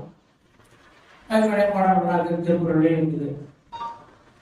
தன்னுடைய குழந்தைகள்கிட்ட ஒரு செயலை செய்து சொல்லி இதை போய் செஞ்சுட்டு வாடான்னு சொல்லக்கூடாது. அவனே குறிப்பறிந்து அதை செய்ய வேண்டும். அதான் ஏவி. ஏவா ஏவி ஒரு செயலை செய்யாத குறிப்பறிந்து செய்யக்கூடிய மக்களை பெற்ற பெற்றோருக்கு அந்த குழந்தையே மூப்படையாத மருந்தாகும். மூவா மருந்து அப்படின்னா தேவாமிர்தம் எழுதுறாங்க. தேவாமிர்தம் என்ன சாவுலாத மருந்து அப்படின்னு அர்த்தம். அது இங்க மூப்படையாத மருந்து என்று விளைவையாக இருப்பார்கள் என்று சொல்கிறார்கள். நன்றி. வாய்ப்புக்கு நன்றி.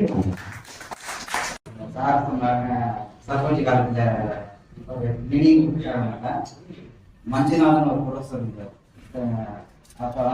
பாடாட்டாரு.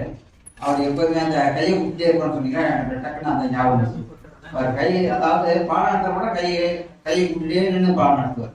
அது அவருடைய ஸ்பெஷாலிட்டி. அப்போ மேத்ஸ் டிபார்ட்மெண்ட், நான் மேத்ஸ் ஸ்டூடெண்ட்டு. அங்கே வாட்ச்மேன் எம் பெருமாள். அவரை தேடி ஒருத்தர் வர்றார். அவர் அந்த எந்த டிபார்ட்மெண்ட் தெரியாது.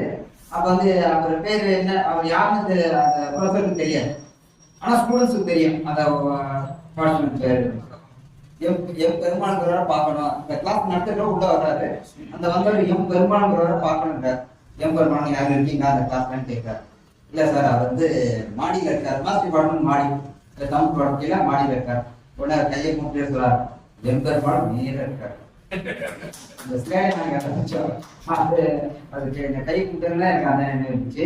அப்புறம் ஒரு கடிஜோக்கு,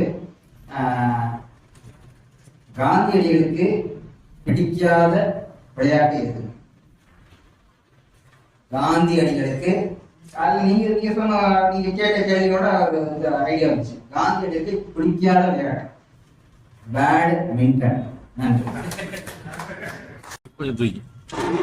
இன்றைய சிறப்பு பேச்சாளர் ஐயா கண்டையன் அவர்களே, நமது அழகமாநகர் நூலக நிர்வாகிகளே,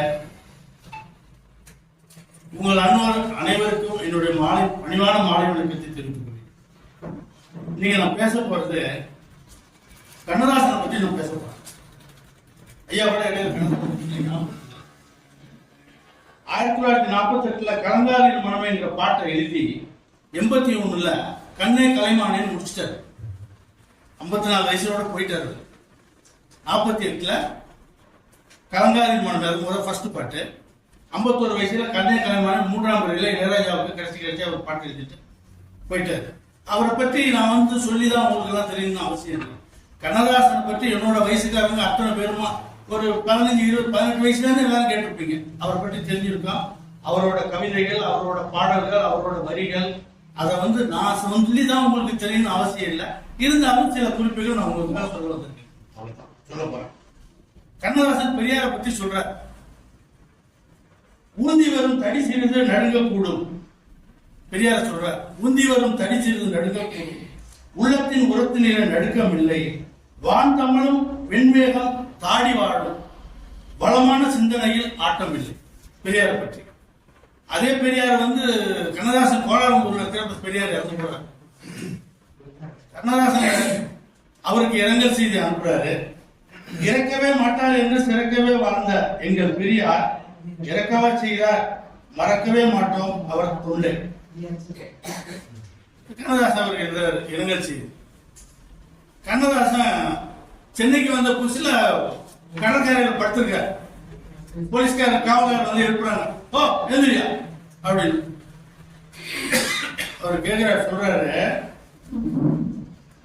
வெட்டம் முயன்றாலும் எழுநூறுட்டி பார்த்தாலும் தட்டி பறித்தாலும் தமிழெல்லாம் ஏதும் இல்லை.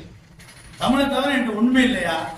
இப்ப இதே வசனத்தை வந்து நீங்க பராசக்தியில பாத்தீங்கன்னா சிவாஜி சொல்லுவார், பராசக்தி படத்துல போலீஸா வந்து எழுப்பணும்னா சொல்லுவாரு, எழுந்திரியா என்ன முழிக்கிறார், ஏங்க தூங்குறவன எழுப்புனா அப்புறம் முழிக்காம என்னங்க செய்வான் கேட்டுருப்பீங்க. எல்லாம் என்ன பிட் பாக்கெட்டா எம்டி பாக்கெட்டுங்க அப்படின்னு 2 பாக்கெட் போடுற, அது கலைஞர் எழுதுனது, இது கண்ணதாசன் எழுதுனது. சரிங்களா? அப்படி கண்ணதாசனை பற்றி ஒரு சில வரிகள்லாம் பேச முடியாது. அண்ணாவை பற்றி கண்ணதாசன் சொல்றார். அண்ணாவை பற்றி, முகத்திலே அழகு இருக்கும், முல்லையின் மனம் இருக்கும், மொத்தமும் நிறைந்திருக்கும் எம் அண்ணா, முடிகின்ற வார்த்தையிலே பகைவரை சிரிக்க வைப்பார், பாம்பையும் மறக்க வைப்பார், வகை வகை நூல்கள் தந்தார் எம் அண்ணா, வாழ்வெல்லாம் நிறைந்திருந்தார். அண்ணாவை பற்றி. அண்ணா வந்து திராவிட நாட்டை பற்றி அடிக்கடி பேசிக்கிட்டே இருப்பார். ஒரு கட்சியில இருந்துட்டு வெளில வந்தவர் தானே கண்ணதாசன். திராவிட கட்சியில இருந்துட்டு வெளியில வந்தவர் தான். அப்ப அவர் சொன்னார், நான் திண்ணையில் உட்கார்ந்து கூட நான் திராவிட நாடு கேட்பேன் அப்படின்னு அண்ணா சொல்றாரு. நான் திராவிட நாடு கேட்பேன். அது கண்ணதாசன் சொல்றாரு, திண்ணையில் இருந்து கொண்டு திராவிட நாடு கேட்கும் திராவிட என்ன திண்ணையில் உட்கார்ந்த நெய்யா துண்ணையா? திண்ணையில இருந்து கொண்டு திராவிட நாடு என்பது என்ன? தொன்னையிலே நெய்யா, சோத்துக்கு புளி குழம்பா, அல்லது புரட்டி போடும் சீட்டாட்டமா? இது 3மே அண்ணாவுக்கு பிடிச்சது. அதை பத்தி இவர் பேசுறாரு. பத்திரிகை நிருபரம் கேட்கிறேன், என்ன உங்களை பத்தி இப்படி பேசுறாரு கண்ணதாசன்? பேசினா பேசிட்டு போறாப்புல, அவர் எப்படி பேசினாலும் தமிழ்ல தானே என்ன திட்டுறாரு, அதனால பரவாயில்லன்றாரு அண்ணா. கவிஞரை பற்றி புலமைப்பித்தன் சொல்றார். கவிஞர் இறந்து போறார். இப்ப புலமைப்பித்தன் போய் கேட்கிறாங்க, ஐயா அவரை புதைக்கிறதா எரிக்கிறதா அப்படி கேட்கிற. புதைத்தால் என்ன, எரித்தால் என்ன? புதைக்க நேர்பட்டால் பூமியே மணக்கும், சிதைக்க நேர்பட்டால் அந்த தீயெல்லாம் தமிழ் மணக்கும் அப்படிங்கிறார். பொன்விழா கண்ணதாசன், பொன்விழா வந்து அவருக்கு 50வது விழா கொண்டாடுறப்ப அவரே பேசுறாரு, பார்த்தது கோடி பட்டது கோடி சேர்த்தது என்ன? கண்ணதாசன் அவரோட 50வது வயசுல பார்த்தது கோடி பட்டது கோடி சேர்த்தது என்ன? பாவங்கள் குறைகள் இல்லாமல் மனிதன் வாழ முடியாது, என்றைக்கும் மனிதாபிமானத்தோடு இருங்க அப்படின்னு முடிச்சிருக்காரு அவரோட 50வது. இப்ப ஒரு குரல், ஐயா கற்றறிந்த புலவர்களா இருக்கிறீங்க, தமிழ் புலவர்களா கம்மாவெல்லாம் இருக்கிறீங்க. நான் வந்து ஒரு குரலுக்கு விளக்கம் சொல்றேன்னு தப்பா நினைக்க கூடாது. திருக்குறள்ல ஒரு குரல் 1115வது குரல்ல ஒரு திருக்குறள். அதுல திருக்குறளுக்கு இல்ல சில விஷயங்களுக்கு சில அதுல முக்கியமா சொல்றாங்க, பூல வந்து 2 இருக்கும், தமிழ்லே வராது, தமிழ் நாடுன்னே வராது அப்படின்னு சில முக்கியத்துவம் சொல்லுவாங்க திருக்குறள்ல. அதுல பூல வந்து 2 பூ வள்ளுவர் சொல்லியிருக்காரு, அனிச்ச பூ, சூளை பூ, 2 பூ இருக்கு. இப்ப அந்த குறள்ல வந்து திருவள்ளுவர் சொல்றாரு பாருங்க, அனிச்சப்பூ கலையால் கால்களையால், அனிச்சப்பூ கால்களையால் பெய்தால் முசுப்பிற்கு நல்ல படா ஆ வரை. இது அவரு வல்லுவனே இருந்தது. பெண்கள் தான் சேர்ந்து மன்னிக்கணும், அதாவது பெண்களின் இடைய வர்ணிக்காத கவிஞரே கிடையாது. இது யாருன்னு பார்த்தோன்னா இவரே அதான் பண்ணியிருக்காரு. வள்ளுவர் அதுக்கு என்ன விளக்கம் சொல்றாரு, அனிச்சப்பூவோட காம்பை வந்து கலையாம வந்து தலையில வச்சுட்டா அந்த எடை தாங்காம அவன் இடுப்பு உடைச்சிட்டான் அப்படிங்கிறாரு. அந்த எடை தாங்காம அப்புறம் கம்பன் ஒரு மாதிரி சொல்றாரு. அவ ஒரு தோழி தோழிகிட்ட சொல்றா, நேற்று என் கணவன் வந்தார், என் முடியை தொட்டார், என் கனவில் வந்து என் காதலன் வந்தான், என் முடியை தொட்டான், கண்ணை தொட்டான், இதழை தொட்டான் அப்படின்னு சொல்றாரு. நம்பாலே எப்படி அடிக்கிறார் பாருங்க, யாரு? கண்ணதாசன் அவர் அடிக்கிறார் பாருங்க.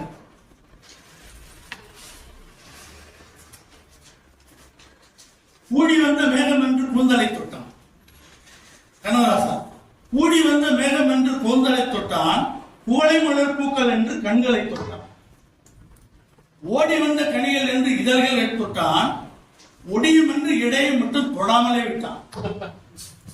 இவங்க எல்லாம் எப்படி சொன்னாங்க, அவர் எப்படி சொல்றாரு அந்த மாதிரி. அவர் தென்றலும் ஒரு பத்திரிகை நடத்திட்டு இருந்திருக்காரு கண்ணதாசன். அடிக்கடி கடன் பிரச்சனையெல்லாம் மூடிவிடுவார், அப்புறம் திறக்குவாராம், அப்புறம் மூடிவிடுவாராம். அப்ப அதுல அவரு மூத்த ஒருத்தர் வேலை பார்த்துட்டு இருக்கிற அவர் கூட மீண்டும் திறக்கிறப்ப அண்ணன் போய் நம்ம பத்திரிகைக்கு போய் கொஞ்சம் விளம்பரம் வாங்கிட்டு வாங்க, நம்ம மீண்டும் ஆரம்பிப்போம். அவன் போய் காசு கேட்டா எவன் கொடுப்பான், நீங்க விளம்பரம் வாங்கிட்டு வாங்க, எவன் நம்புவான்? இப்பதான் அடிக்கடி மூடுமா, நீங்க சொல்லுங்க நான் தருவாங்க வாங்கிட்டு. அது சொல்லலாம் முடியாது, ஏதாவது 4 வரி எழுதி கொடுத்து அவன் போய் சொல்லிடுவாங்க, கேட்டு வாங்கிட்டு வர சொல்லுங்க போங்கன்னா சரி எழுதி தராரு. அப்ப எழுதி தர கேட்கிறப்ப நின்று வரும் தென்றல் இனி என்றும் வரும், நின்று வரும் தென்றல் இனி என்றும் வரும் அப்படிங்கிறாரு. அதாவது ஓடு போட்டு நிக்க சொன்னா சீதை நிக்க இல்லையே, சீதை என்று நின்று இருந்தால் ராமன் கதை இல்லையே. யார் சொன்ன? 2 வரியில கண்ணதாசன் அந்த பாட்டுல. அதாவது அவரோட பாட்டுல பெருசா கவிதை தெரியாது, ரொம்ப எளிமை இருக்கும், ஆனா வலிமை இருக்கும். எனக்கு வந்து ஒரு 20 வயசுக்கு பிறகு ஒரு பாட்டு கேட்கிற ஒரு ஆர்வம் உண்டு. அதை விட அந்த வரிகள்ல உள்ளதை வந்து நான் ரொம்ப கூர்ந்து கவனிப்பேன். சார் கூட சொன்னாரு, வீடு வரை ஒரு வீதி வரை மனைவி, இந்த பாட்டுல ஏதாவது பெருசா கவிதை இருக்கா? நாடு வரை பிள்ளை கடைசி வரை, இதுல பெருசா ஒன்றும் கவிதை எனக்கு தெரியல, அவ்வளவுதான். இதுல நம்ம பாடுவாரு வீடு வரை உறவு, அதுல முதல்ல அந்த தொகையரா பாடுவாரு. ஆடிய ஆட்டம் என்ன, பேசிய வார்த்தை என்ன, தேடிய செல்வம் என்ன, திறந்ததோ குற்றம் என்ன, அது எந்த காலத்துக்கும் பொருந்தும் பாருங்க. எப்பவும் பொருந்தும், நம்மளோட பேரப்பிள்ளை காலத்துக்கும் அது பொருந்தும் அந்த பாட்டு. அதே மாதிரிதான், வேற ஒண்ணும் இல்ல. ஒரே ஒரு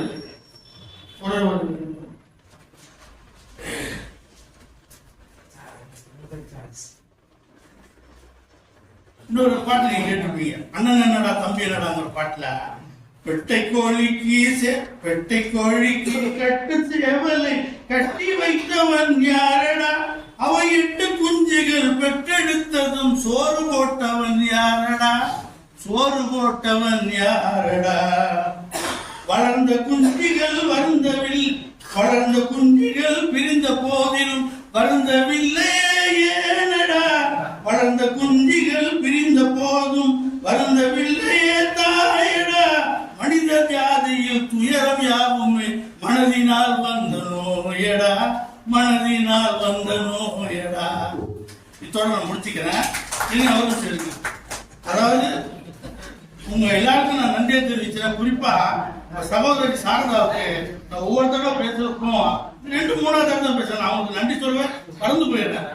ஒவ்வொரு கூட்டத்திலையும் அவங்க நேரத்தை விட்டு எப்படி 4-5 மணி அவங்க டைமா இருக்கும், 9 மணி 9:30 ஒரு டைம் முடிஞ்சிருக்கு. ஒவ்வொருத்தருக்கும் வந்து அவளை சுறுசுறுப்பா தேநீர் கொடுத்து அந்த பதிவேடை கொடுத்து கையெழுத்து வாங்கி ரொம்ப மறக்க முடியாத ஒரு பணியை அந்த சகோதரிக்கு நான் ரொம்ப நன்றி தெரிவிக்கிறேன். இன்றைய சிறப்பு விருந்தினர் மிகவும் அருமையாக பேசினார். தத்துவங்கள் தடுமாறுகிறதா அப்படின்ற பேசினார். தத்துவங்கள் மாறிக்கொண்டே இருக்கிறது. இந்தியாவில் தோன்றிய புத்த மதம் உலகத்துக்கும் வளர்ந்திருக்கிறது, ஏன் இந்தியாவில் வளரவில்லை அப்படின்ற ஒரு கேள்வி கேட்டாங்க. போதுமான அரசு ஆதரவு இல்லை, அதற்கு அடுத்து வந்த அரசுகள் புத்த மதத்தை போற்றி போடவோ ஆதரிக்கவோ இல்லை. ஒரே ஒரு உதாரணம், நேற்று நடந்த சிவராத்திரி விழா சொன்னார்கள். சிவராத்திரி விழாவிற்கு ஒரு சாமியார் வந்து ஒரு விழாவை நடத்தி கொண்டிருக்கிறார். அதற்கு உள்துறை அமைச்சர் முன்னிலை வைக்கிறார், பார்வையாளராக இருக்கிறார். சோ எந்த ஒரு மதமும் வளர்வதற்கு அரசாங்கத்தினுடைய ஆதரவு தேவைப்படுகிறது. தொடர்ந்து வந்த அரசாங்கங்கள் புறக்கணிக்க புத்தகத்தை புறக்கணித்ததால் அது மேலும் மேலும் வளர வாய்ப்பு இல்லாமல் போய்விட்டது. மீண்டும் ஒரு கருத்தை சொன்னாரு, பழங்குடியினர் அந்த வாழ்க்கை முறை பற்றி சொன்னாரு. இங்க இருக்கிற விரும்பாண்டி, உசலப்பட்டி, ஆண்டிப்பட்டி அந்த பகுதியில் இருக்கிற விரும்பாண்டியுடைய டிஎன்ஏவும் ஆப்பிரிக்காவில் இருக்கிற பழங்குடியினுடைய டிஎன்ஏவும் ஒன்னா இருக்குன்னு இப்போ ஆராய்ச்சியில கண்டுபிடிச்சு சொல்லியிருக்காங்க. மனித இனம் தோன்றிய காலத்திலிருந்து இரத்த கலப்பு ஏற்பட்டுவிட்டது அப்படிங்கிறதுதான் யதார்த்தமான உண்மை. இந்த படிநிலை சமூகத்தை உருவாக்கி அதை ஏற்றுக்கொள்ள மக்களை பழக்கப்படுத்தி இருக்கிறார்கள். ஒருவருக்கு கீழே இன்னொருத்தர் இருக்கிறாங்கன்றதே பெருமைப்படுறாங்க, அதை பெருமையாகவும் பேசிக்கிறாங்க, அதை ஏற்றுக்கிறாங்க. அதனாலதான் இந்து மதம் இவ்வளவு காலத்துக்கு வளர்ந்து இருக்கிறது. பெரியார் பத்தி சொல்றாங்க, அதிகமா சொல்லல. பெண் உரிமையை பத்தி பெரியார் ரொம்ப பேசினாரு. அவர் வந்து இப்போ பெண் விடுதலை எல்லாரும் கோயிலுக்கு போகலாம் அப்படின்னு சொன்னாங்க. இன்னைக்கு வந்து சுப்ரீம் கோர்ட்ல ஏற்கனவே ஒரு ஜட்மெண்ட் சொல்லிட்டாங்க, ஐயப்பன் கோயிலுக்கு லேடிஸ் எல்லாம் போகலாம் அப்படின்னு சொல்லிட்டாங்க. வயது 50ல இருந்து 10 வயசுக்குள்ள உள்ளவங்க எல்லாரும் போகலாம்னு சொல்லிட்டாங்க. ஆனா மறுபடியும் இப்ப இருக்கிற அரசாங்கம் என்ன பண்றாங்க, 9 பேஜ் ஜட்ஜஸ் போட்டு மறுபடியும் அதை ரீஅப்பியர் பண்றாங்க. என்ன காரணம்னா, அந்த அரசாங்கம் நினைக்கிறத அந்த உச்சநீதிமன்றம் சொல்லணும், போகக்கூடாதுன்னு சொல்லு, இல்ல போகக்கூடாதுன்னு சொல்லு, இல்ல போகணும்னு சொல்லு, எப்படி வேணாலும் சொல்லு அப்படிங்கிற மாதிரி. அதுக்கப்புறம் அந்த மகளிர் உரிமையை சொன்னாங்க. அதுவும் ஒரு 100 ரூபாயோட பேலன்ஸ் இல்லாத ஒரு லேடியை வந்து 5000 வாங்குறத அவமானமா பேச வைக்கிறாங்க. மென்டலா அவங்கள பிரைன் வாஷ் பண்றாங்க. ஸோ அரசு திட்டங்கள் வந்து எல்லாருக்கும் போய் சேரணுங்கிறத மழுங்கடிச்சிட்டு எதிர்பிரச்சாரம் பண்றாங்க. ஸோ எல்லாத்துக்குமே மூலதனமா வந்து எதிர்மறை பிரச்சாரம் தொடர்ந்து இருக்கு. பேராசிரியர் வந்து சில விஷயங்களை சொல்ல தயங்கினாங்க. இந்த வேலையில எல்லாமே சொல்லலாம். முழு சுதந்திரத்தை நம்ம தலைவர் கொடுத்துருக்காங்க. மிக அருமையான பேச்சு. நன்றி சார். தேங்க்யூ. ஒரு பெரிய ஒரு மகிழ்ச்சி, ஒரு பெருமிதம், ஒரு செருக்கு என்று சொல்லலாம். ஒரு தமிழ் தாய்க்கு கூட அந்த செருக்கு ஏற்படலாம். இத்தனை வாரங்களாக இந்த வாசகர் வட்டத்தை நடத்தி கொண்டிருக்கிற தனமான கிருஷ்ணன் அவர்களுடைய அந்த செயல்பாட்டினை நான் பெரிதும் பாராட்டுகிறேன். அதை எண்ணி எண்ணி மகிழ்கிறேன். மிக சிறப்பாக இந்த சிறப்பு விருந்தினரை வரவழைத்து தத்துவம் பற்றிய பல செய்திகளை அவர்கள் கூறினார்கள். மிக சிறப்பாக இருந்தது. எனக்கு தோன்றிய ஒரு தத்துவம் வாழ்க்கையில என்று சொன்னால், எதையும் எதிர்பார்க்க கூடாது, எதிர்பார்த்து ஏமாறக்கூடாது என்பதுதான். அது மகனாக இருந்தாலும் சரி, யாரால் எந்த உறவாக இருந்தாலும் சரி, எதையும் நாம் எதிர்பார்க்க கூடாது. என்றும் நம் காலில் நிற்கக்கூடிய வலிமையை நாமே ஏற்படுத்திக் கொள்ள வேண்டும் என்று நான் உங்களுடைய எல்லா அழைப்புகளை பெற்றிருக்கிறேன். மிக அற்புதமாக இந்த கனகராசன் பற்றி மிக கேட்பதற்கு மிக சுவையாக இருந்தது. நான் அவரைத்தான் நானும் நினைத்துக் கொண்டிருந்தேன். அவர் இருந்த நாட்களை விட அவரை கொண்டாடும் நாட்களே அதிகமாக கொண்டிருக்கிறது. அவரை நினைக்காத நாட்கள் இல்லை. எங்க போனாலும் அவருடைய பாடல்கள், கவிதைகள் தான் நம்ம நாட்டுல செவிகளில் ஒழித்துக் கொண்டிருக்கிறது. ஐயா சொன்னது மாதிரி வந்தவர் எல்லாம் தங்கிவிட்டால் இங்கு மண்ணில் நமக்கே இடமேது. வாழ்க்கை என்பது வியாபாரம், அதில் தரணம் என்பது வரவாகும், அதில் மரணம் என்பது செலவாகும். போனால் போகட்டும் போடா, எல்லாமே நமக்குள்ளதான் போறோம். எது போனா வந்தாலும் எல்லாத்தையும் சமாளிக்கிற மனசு மனிதனுக்கு இருக்கணும் அப்படிங்கறதுதான் அந்த பாட்டில் உள்ள தத்துவம். எல்லாவற்றையுமே கண்ணதாசன் அனுபவித்து ஏமாந்தார். புகழடைந்தார், பெருமை அடைந்தார், தமிழுக்கு பணி செய்தார், எல்லாமே அவரிடம் இருந்தது, எல்லா சுவைகளும். நானும் சில கண்ணதாசன் பற்றி ஒரு சில வரிகளை சொல்லிவிட்டு செல்கின்றேன். மனிதர்கள் எல்லோருமே என்னதான் செயற்கையாக பல வசதிகளை ஏற்படுத்தி கொண்டாலும் கூட இயற்கையால் தான் நம் முழுமையான வாழ்க்கையை அடைய முடியும், உயிர் வாழ முடியும். அது எல்லாருக்கும் தெரியும். அந்த இயற்கை எப்போது என்ன நடக்கும், என்ன செய்யும் என்பது நமக்கு தெரியாது. அதுதான் இயற்கை என்பது. அதற்கு நாம் கட்டுப்பட்டே இருக்க வேண்டும். நமக்கு முதல் கடவுள் எது என்றால் இயற்கை தான். அதுதான் நமக்கு கண் முன்னே இருப்பது, நமக்கு கேட்டவற்றை கொடுப்பது அந்த இயற்கை தான். அந்த இயற்கையை பாரதியும் சுற்றும் விழிச்சுடர்தான் கண்ணம்மா, சூரிய சந்திரரும் பட்ட கரிய விழி கண்ணம்மா, வான கருமை கொள்ளும் பட்டு கருமையில புடவை பதித்த நல்வயிரம், நட்ட நடு நிதியில் தெரியும் நட்சத்திரங்கள் என்று பாரதியார் கூறினார்.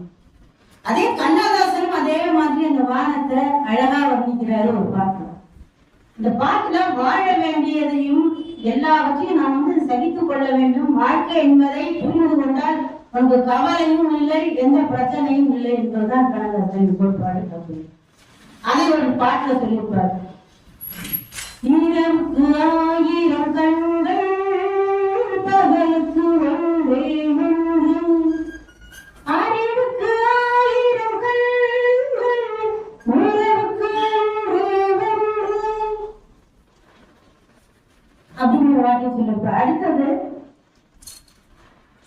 கணக்கில் கண்கள் 2, அது காட்சியில் ஒன்றே ஒன்று, கணக்கில் கண்கள் 2, அது காட்சியில் ஒன்றே ஒன்று, பெண்மை பார்வை ஒரு கோடி, அது பேசிடும் வார்த்தைகள் பல கோடி, நிலவுக்கு 1000 கண்கள், பகலுக்கு ஒன்றே ஒன்று, அங்கும் இங்கும் மழை போலே இங்கு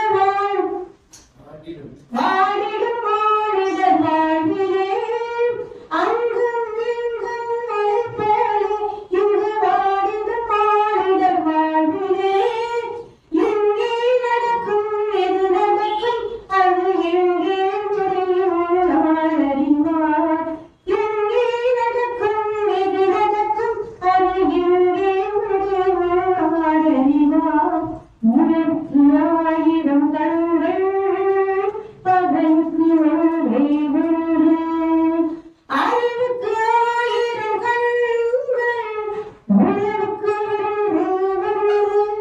அப்படின்னு பல வரிகள்ல ஒவ்வொரு வரியிலும் பாத்தீங்கன்னா நாம் வாழக்கூடிய அத்தனை தத்துவங்களும் அடங்கி இருக்கு. எந்த பாடலாக இருந்தாலும் சரி, அது காதல் பாடலாக இருந்தாலும் சரி, குடும்ப பாடலாக இருந்தாலும் சரி, இந்த பாடல் முழுவதும் வாழக்கூடிய சமுதாயத்தில் ஒவ்வொரு மனிதனுக்கும் அடையக்கூடிய, புரிந்து கொண்டு சந்தோஷமாக வாழக்கூடிய பாடலாகவே, வரிகளாகவே, தத்துவங்களாகவே இருக்கும். அந்த கண்ணதாசன் என்றும் வாழ்க, அவரை என்றும் நாம் கொண்டாடுவோம். எனக்கு வாய்ப்பளித்த கருணாகிருஷ்ணன் அவர்களுக்கு என் நன்றியை தெரிவித்துக் கொள்கின்றேன். இந்த அழகம்மா நுண்ணிலைய வாசல் வட்டத்திலேதான் யார் வேணாலும் பேசலாம், நல்லதை எடுத்து சொல்லலாம்ங்கிற ஒரு வாய்ப்பு மட்டும்தான் கிடைக்கிறது. அதற்கு நன்றி அனைவருக்கும் நன்றி விடைபெறுகிறேன். மாணவர்கள் தலைவர்களுக்கும் இன்று சிறப்பு விருந்தினராக வந்திருக்கும் மன்னர் கல்லூரி பேராசிரியர்களுக்கும் எனது வாழ்த்துக்களை அவரை அறிமுகப்படுத்திய நமது பேராசிரியர் பெருமானருக்கும் வந்துள்ள அத்தனை உள்ளங்களுக்கும் பெரும் திரை அனைவருக்கும் தாய்ப்பத்திற்கு எனது வாழ்த்துக்களை வணக்கத்தை தெரிவித்துக் கொள்வது. நமது சிறப்பு விருந்தினர் திரு கண்ணே நமசார் அவர்கள் மாற்றம் ஒன்று மட்டும்தான் மாற்றிய கோட்பாட்டை எடுத்துரைத்தார். மாற்றம் ஒன்றுதான் மாறும் சொன்னார். ஆனா அதற்கு முன்னாடியே தத்துவத்தை பொதுத்தவர் எர்மன் ஹெகல் அவர் என்ன சொன்னாரு? மாற்றம் மாறாது, மன்னன் வழிதான் மக்கள் அப்படிங்கிற கோட்பாட்டை அவர் விதித்தார். அதற்கு எதிர்முறையா மாற்றம் நிச்சயமாக மாறும், இந்த மன்னனும் ஒரு நாள் மாற்றப்படுவான். இதுதான் அவருடைய கோட்பாடு, ஹெகலிய கோட்பாடு. அதில் ஒன்றுதான் மாறாது, மாற்றம் ஒன்றுதான் மாறாதது. அந்த மாற்றம் எப்பொழுதும் மாறாததுதான். ஆனா மாற்றம் அந்த மன்னன் மக்களை ஆட்சி பண்ணிட்டு இருக்க அந்த மன்னனும் மாறுவான் என்ற கருத்திலே கருத்து முதல்வாதத்தை பொருள் முதல்வாதமா கருத்து முதல்வாதம் என்ற வாதம் வரும்போது அவர் பொருள் முதல்வாதத்தை மாற்றி வைக்கிறார். அதனால மன்னனும் மாற்றப்படுவான் என்பதற்கு விளைவாக அறிவுரை கொடுத்துள்ளார். அதன் பிறகு அதை மாற்றியத்துக்களை எடுத்துக்கொள்வதனால் ஒரு நேரம் அதுக்கெல்லாம் நான் போக வேண்டாம். நான் நம்ம நாடு விடுதலை அடைந்ததற்கு முக்கிய காரணமாக இருந்த தென்னகத்திலே இந்த பிஓசி பிள்ளை என்று அவருக்கு பிள்ளை என்ற பட்டா அவர்கள் வாங்கி கொடுத்ததில்லை, முன்சாபையோ வந்ததுதான் சொல்கிறார். அந்த சிதம்பரம் நாரை பற்றி ஒரு தகவல்களை சொல்ல ஆசைப்படுகிறேன். 1872 ஆண்டு கொட்டப்படாரா என்ற கிராமத்தில் வடிவேல் பிள்ளைக்கும் வடிவேலுக்கும் கருமாய்க்கும் மகனாக பிறந்தவர். அவர் வடிவேல் வழக்குரைஞர். அவரே போல அவர் அப்பாவும் வழக்குரைஞர். அதே போல அவர் அந்த சிதம்பரனாரை வழக்குரைஞரை படிக்க வைப்பதற்கு ஆங்கில கல்வியை புகட்ட வேண்டும் என்ற ஒரே நோக்கத்துடன் அந்த சிதம்பரம் வடிவேல் தன்னுடைய மகனுக்காக தனியாக ஒரு பள்ளியை ஆரம்பித்து அங்கே ஆங்கில ஆசிரியரை நியமித்தார். அதன் மூலமாக ஆங்கில வழியை கல்வியை கற்று பட்டப்படிப்பு படித்து வழக்குரைஞரை திருச்சியில் பயின்று திரும்ப தூத்துக்குடியிலே கொண்டு வழக்குரைஞர் பணியாற்றுகிறார். இந்த காலகட்டத்தில் தான் அங்கே தூத்துக்குடியில் பல வர்த்தகம் செய்ய வந்த 200 ஆண்டுகளாக நாம ஆண்டு கொண்டு இருக்கவர் யார் என்று ஆங்கிலேயர்கள் தான். இவர்கள் ஏன் இங்க வந்தார்கள்? வர்த்தகம், இங்க இருக்கிற பொருளை வாங்கிட்டு அங்க போகணும், அங்க இருக்கிற சில பொருளை கொண்டு இங்க விற்பனை செய்ய வர்த்தகம் செய்ய வந்த வணிகர்கள் ஆங்கிலேயர்கள் நம்மை எப்படி அடிமைப்படுத்தலாம் என்ற மனதில் உட்கொண்டு அந்த வர்த்தகத்தை நாம் ஏன் செய்யக்கூடாது அப்படின்னு உருவாகி 40,000 முதலீட்டாளர்களை சந்தித்து 40,000 முதலீட்டாளர் சந்தித்து 10 லட்சம் பணத்தை திரட்டி ஒரு தனி மனிதனால் திரட்டி ஆங்கிலேயருக்கு எதிராக கொழும்புக்கு சென்று கப்பல் வாங்கி கப்பல் ஓட்டினார். அதே போல மும்பையில கப்பல் வாங்கி கப்பல் விட போயிட்டார். இந்த 2 கப்பலும் தோல்வி அடைந்த சுத்தமா சொல்றவரை 1 நாள் பேசலாம். இந்த 2 கப்பலும் ஃபெயிலியர் ஆன பிறகு ஏன் நாம் சொந்தமாக வாங்கக்கூடாத கப்பல் என்று நினைத்து மும்பைக்கு சென்று கல்கா சென்று அங்கெல்லாம் பொருளீட்டி நம்ம 2 கப்பல் வாங்கி வந்தார். ஒன்று அவர் மும்பையிலிருந்து வரும்போது ஒரு கப்பலும் அவருடைய நண்பர் குருநாதன் என்ற பிரான்ஸ் நாட்டில் இருந்த ஒரு கப்பலும் சேர்ந்து 2 கப்பலும் தூத்துக்குடி துறைமுகத்திலிருந்து கொழும்புக்கு வர்த்தகம் செய்த இதனை கண்டு இந்த நேரம் நம்ம பாரதியார் பாடுவார். ரொம்ப நாள் நீண்ட நாளாக பிள்ளை பெறாத குழந்தை தாய்க்கு ஒரே பிரசவத்தில் 2 பிள்ளைகள் பெற்றது கூட நம்ம தூத்துக்குடியை சேர்ந்த சிதம்பரனார் 2 கப்பல்களை வாங்கி இங்கே தூத்துக்குடியிலிருந்து கொழும்புக்கு வர்த்தகம் செய்தார். இதை கண்டு ஆங்கிலேயர்கள் பொறாமைப்பட்டு அந்த வர்த்தகத்தை தடை செய்தார். தடை செய்ததோட பேசணும்னா அடுத்தது தடை செய்த பிறகு இதன் பிறகு அங்க பிரெஞ்சு நாட்டில் பாராளுமன்றத்தில் பேச்சு நடைபெறுது. நம்ம தமிழ்நாட்டுல இந்தியாவில் தான் நமக்கு அடிமைகள் அதிகமா இருக்கிறாங்க.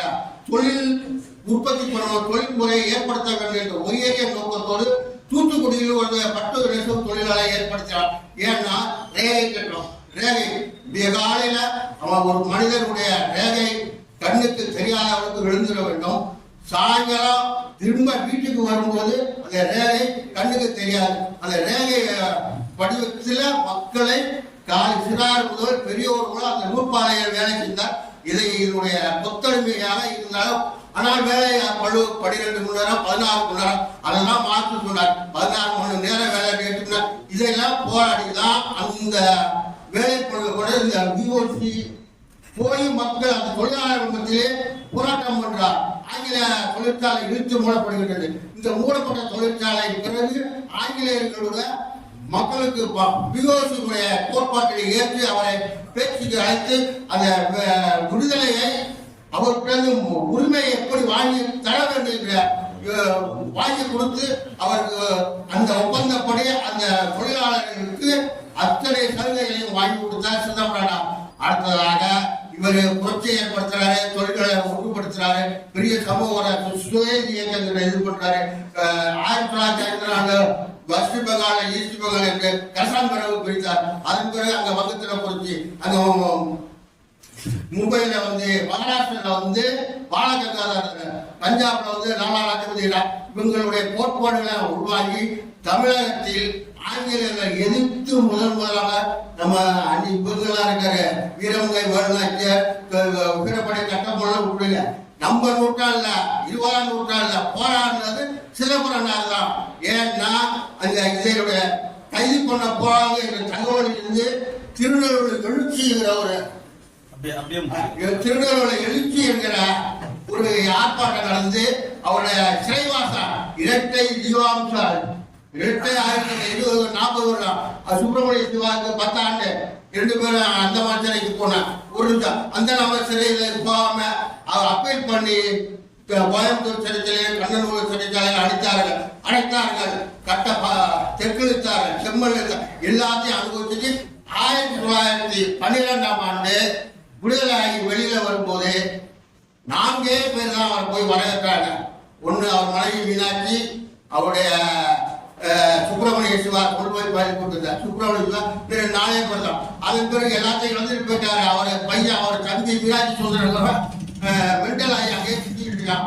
அவருக்கு ஆதரவு கொடுங்க தூத்துக்குடி மக்கள் சொல்லிவிட்டு நேரா சென்னைக்கு போய் அங்க பொருள் இல்லை, ஒன்றும் இல்லை, மளிகை கிடையாது, அதுவும் பிரயோஜனம் இல்லை. அப்புறம் வந்து மண்ணெண்ணெய் வியாபாரம், அதுலேயும் பிரயோஜனம். இதெல்லாம் முடிச்சுட்டு ஏழ்மையா இருக்கும் பொழுது அப்பதான் கையான ஆங்கிலேயரை முன்னிறுத்த வருகிறேன் என்றால் ஆங்கில அதிகாரி ஒருவன் தான் அவருடைய சட்டத்துக்கான உரிமையை லைசன்ஸை என்கிற ஒரு அதிகாரி இதை வச்சு நீ பல நிலைக்கு வரலாம் அப்படின்னு சொல்லி ஆங்கிலேயருடைய லைசன்ஸ் கிடைத்த பிறகு பழைய நிலையில மீண்டும் அவர் வருகிறார். அதன் பிறகு தூத்துக்குடி வருகிறார். அந்த ஆங்கிலேயருடைய அதிகாரியின் நினைவாக அவருடைய உலக சிதம்பரம் குழந்தைக்கு பையனுக்கு வாலீஸ்வரன் என்ற பெயர் சூட்டினார். இதுதான் நமக்கு கிடைத்த பெருமை. 1936 அங்க இறக்கும் போது காங்கிரசுடைய அலுவலகத்தில் சென்று ஒரு நிமிடம் இருந்து திரும்ப தனது இல்லத்துக்கு போய் இருக்கும்போதே அவருடைய நண்பர் குருநாதனை அழைத்து ஒரு பாட்டு பாட, அப்பெல்லாம் குருநாதன் பாடிய பாரதியார் பாடிய என்று தனியிருந்த சுதந்திர தாரம் என்ற பாட்டை பாடி முடிப்பதற்கும் அவர் உயிர் நம்ம தமிழகத்திற்கும் சரியாக இருந்தது என்று கூறி வாழ்க என்று கூறி வாய்ப்புக்கு நன்றி கூறி முடிக்கிறேன். அவ்வை சண்முகி படத்துல ஒரு நகைச்சுவை காட்சி வரும். டெல்லி கணேஷ் வந்து மணிவண்ணன் 2 சேர்ந்து அடிப்பான். அவர் மயக்க மட்டும் விழுந்துருவார். அப்புறம் தண்ணிலாம் தெளிச்சு கொஞ்சம் மயக்க நிலையை விட்டு இது எத்தனை கேட்பான், 4 சரி திருப்பி அடிக்கணும்.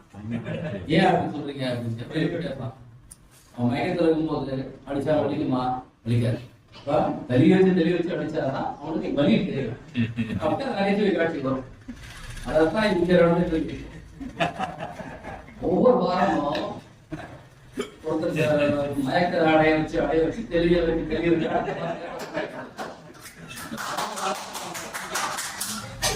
சமீப காலங்களில் நம்ம எடுத்துக்கிட்ட தலைப்பு பேசின தலைப்பு நம்ம எது வாழும், இலக்கியம் மனிதனை நாகரிகப்படுத்துகிறதா, அறம் சொன்ன கிழவி, இந்திய துறைமுகங்கள், சித்தர்களில் சொல்லும் பொருளும், இப்போ இந்த தத்துவம் தடுமாறுகிறதா, இப்படி இந்த நம்மளை ஒவ்வொரு வாரமா புத்தி தெளிவாக அடிச்சுக்கிட்டே இருக்காங்க. இதுக்கு இடையில நான் மையம் ஊடகமும் அவங்கள கொஞ்சம் அடிக்கிறாங்க. இது தொடர நல்ல அடிதான். இது தொடரட்டும். நிச்சயம் தடுமா இருக்கு. உதாரணம் ஒரு பாடல், பாரதியார் பாடல், கொஞ்சம் கவனிங்க. தீராத கவலை புரிந்த சாதாரண மனித வாழ்க்கை சட்டி நீடிப்பினால் என்ன பயன்? நான் அக்கவலையை ஒழிப்பேன், ஆகையால் நான் எப்போதும் வாழ்வேன். பாரதியார் சொன்ன வார்த்தைகள். கவலையாலும் பயத்தாலும் மரணம் உண்டாகிறது. கவலையும் பயமும் எனக்கு பகைவர்கள்.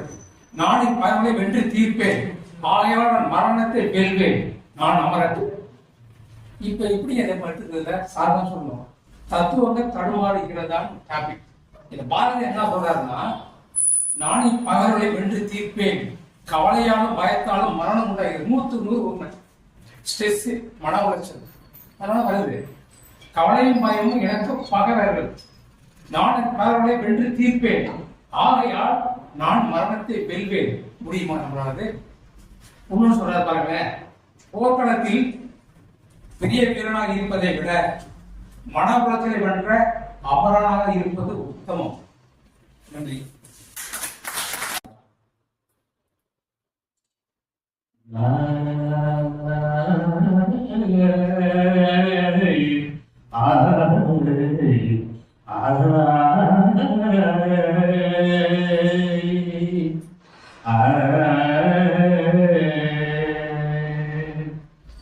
காடமயிலாட கண்டிருந்தவான் கோவி,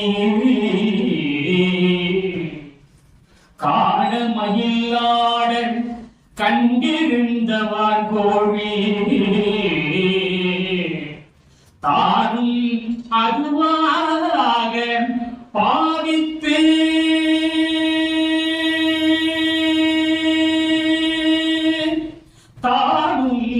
அதுவாக பாவித்து தானும் தன் பொல்லா சிறகை பிரித்து ஆடினார் போலுமே, தானும் தன் பொல்லா சிறகை விரித்து ஆடினார் போலுமே, கல்லாதான் கற்றகவே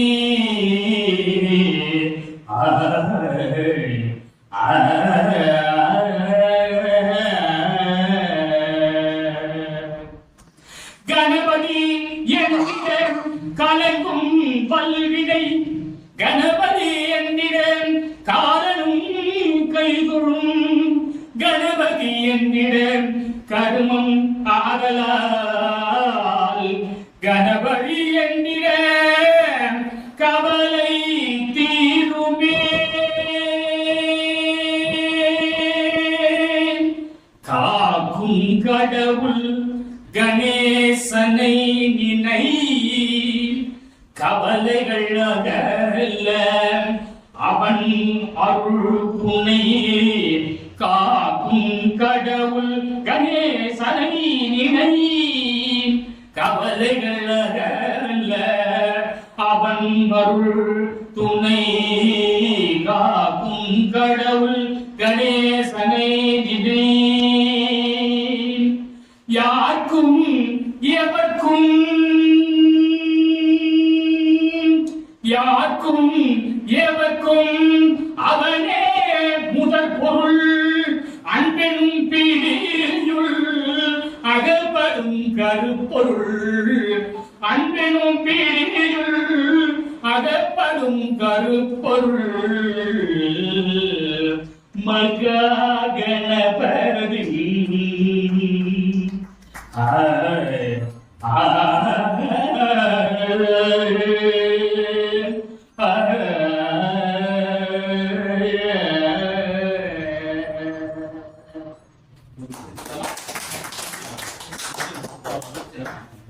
சரி, அனைவருக்கும் நன்றி.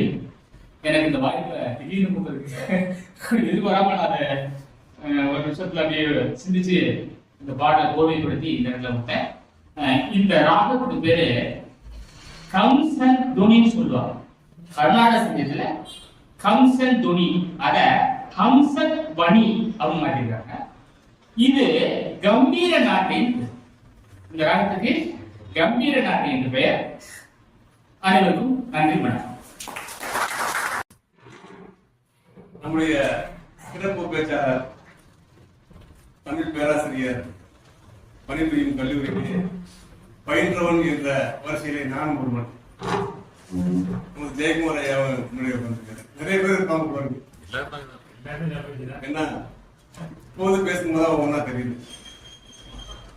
மிக கடினமான ஒரு தலைப்பை மிக இலகுவாக நகர்த்தி சென்ற விதம் நம் சிறப்பு பேச்சாளருடைய சிறப்பு. நான் படித்தது பிடித்தது என்ற வகையிலே ஒரே ஒரு தகவலை மட்டும் சொல்லி முடிகிறேன். ராகுல் சாகர்கியாயன் என்கின்ற ஒரு மிகப்பெரிய வரலாற்று ஆய்வாளர். அவருடைய வாழ்க்கை முதல் கங்கை விடை என்ற நூலில் ஆரம்பம் முதலில் மனித குலம் தோன்றியதிலிருந்து இன்றைய நிலை வரைக்கும் எழுதியிருக்காரு. அவருடைய நடுப்பகுதியை மட்டும் ஒரு பகுதி.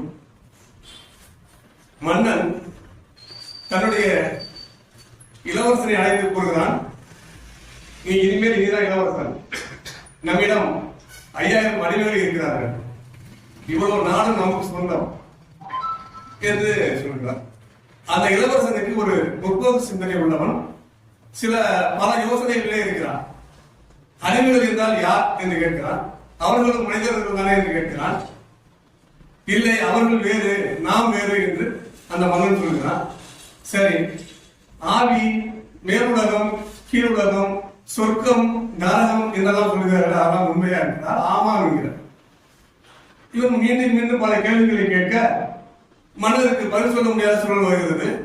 உடனே மன்னன் சொல்கிறான், இல்லை, நீ கேட்பது சரிதான், ஆனால் நாம் மன்னனாக இருக்க வேண்டும் என்றால் இப்படித்தான் சொல்ல வேண்டும். அடிமைகள் அடிமைகளாக இருக்க வேண்டும், சொர்க்கம் நரகம் என்று சொல்ல வேண்டும்.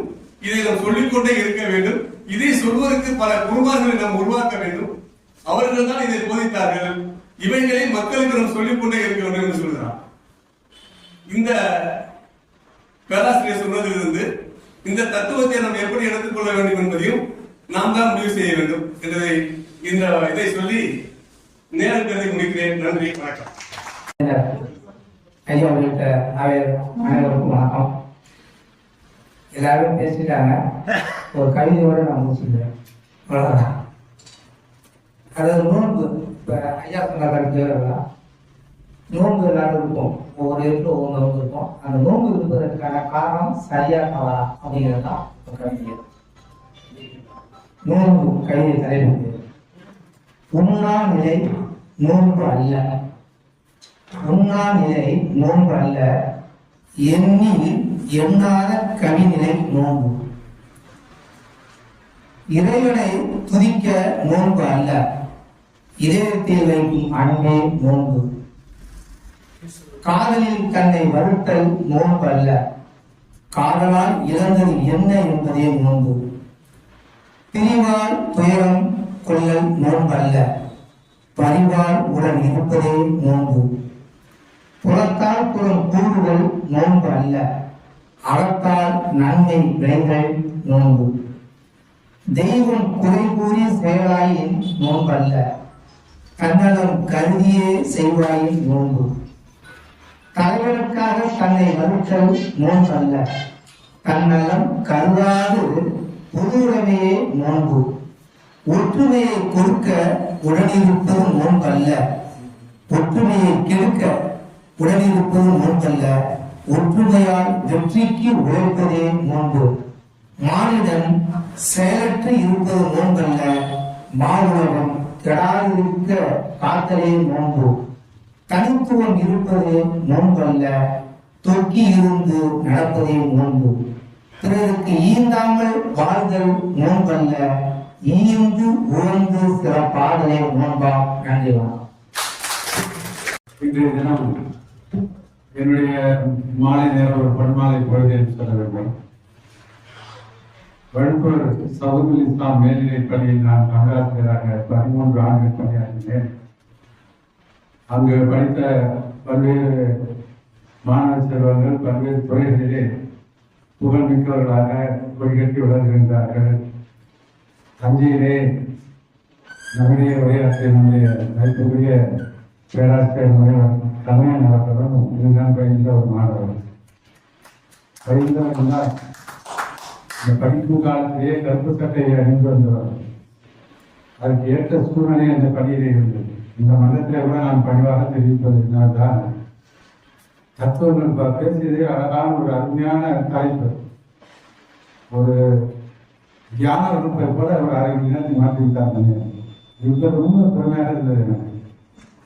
தத்துவங்களை விசாரிப்பதும் அதை பற்றி பேசுவதும் என்பது எல்லாரும் முடியக்கூடியது அல்ல.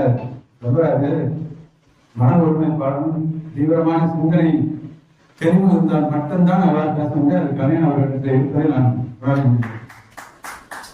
பள்ளி பருவத்திலே மேடையிலே ஏற்றி அவர் பேச்சு போட்டிக்கு பேசிய கண்ணனையும் இன்று தத்துவத்தை பற்றி பேசிய கண்ணனையும் ஒப்பிடும்போது நமக்கு ஒரு தாய் பிள்ளையை பெற்று வளர்த்து பட்டம் பெற்று பணிமுறை பெற்று பதக்கங்கள் பெறுவது என்ன மகிழ்ச்சி இருக்குமோ அதே மகிழ்ச்சியும் கூடிக்கொண்டு இருக்கிறது. அந்த வகையிலே மேலும் அந்த பள்ளியிலே அது ஒரு இஸ்லாமிய பள்ளிக்கூடம், அங்கு ஒரு சமத்துவம் என்பதை சுலபமாக நம்ம நிறைவேற்ற முடியும். அதுதான் முக்கியம். வேறு வேறு அமைப்புள்ள பள்ளிக்கூடங்களில் நடக்கிறதா இல்லையோ அங்க அந்த சம உரிமைக்கான வாய்ப்பு நிறைய உண்டு. பிள்ளைகளை நான் ஆசிரியர் பணி தொடக்க காலத்திலிருந்து வாங்க போன தான் கொடுக்குறேன். முதல்ல சமத்துவனுடைய முதல் அடையாளம் ஒரு பிள்ளையை வா என்றோ ஒரு பிள்ளையை எருமாடு என்றோ ஒரு பிள்ளையை வாங்க என்றோ சொல்லக்கூடாது என்பதனால் எல்லாரையும் வாங்க என்று தான் சொல்லியிருக்கிறேன் நான். எனவே சொல்லிலிருந்து தொடங்குகிறது சமத்துவம் என்பது. தத்துவமாக இருப்பதை விட வாழ்க்கையும் அடிப்படை இயக்க நிலையை கொண்டு வர வேண்டும் என்று விரும்புகிறேன். அந்த வகையிலே இந்த நாள் ரொம்ப அருமையான நாள். திரு கண்ணன் அவர்கள் இன்னும் மேலும் மேலும் சமூக பணியை நிறைவு, ஏன்னா இப்ப பணி கொஞ்சமாக பணி நிறைவு வரும். வந்த பிறகு அதுக்கு பிறகுதான் நான் நிறைய உங்களுக்கு சமூக பணி காத்திருக்கும்.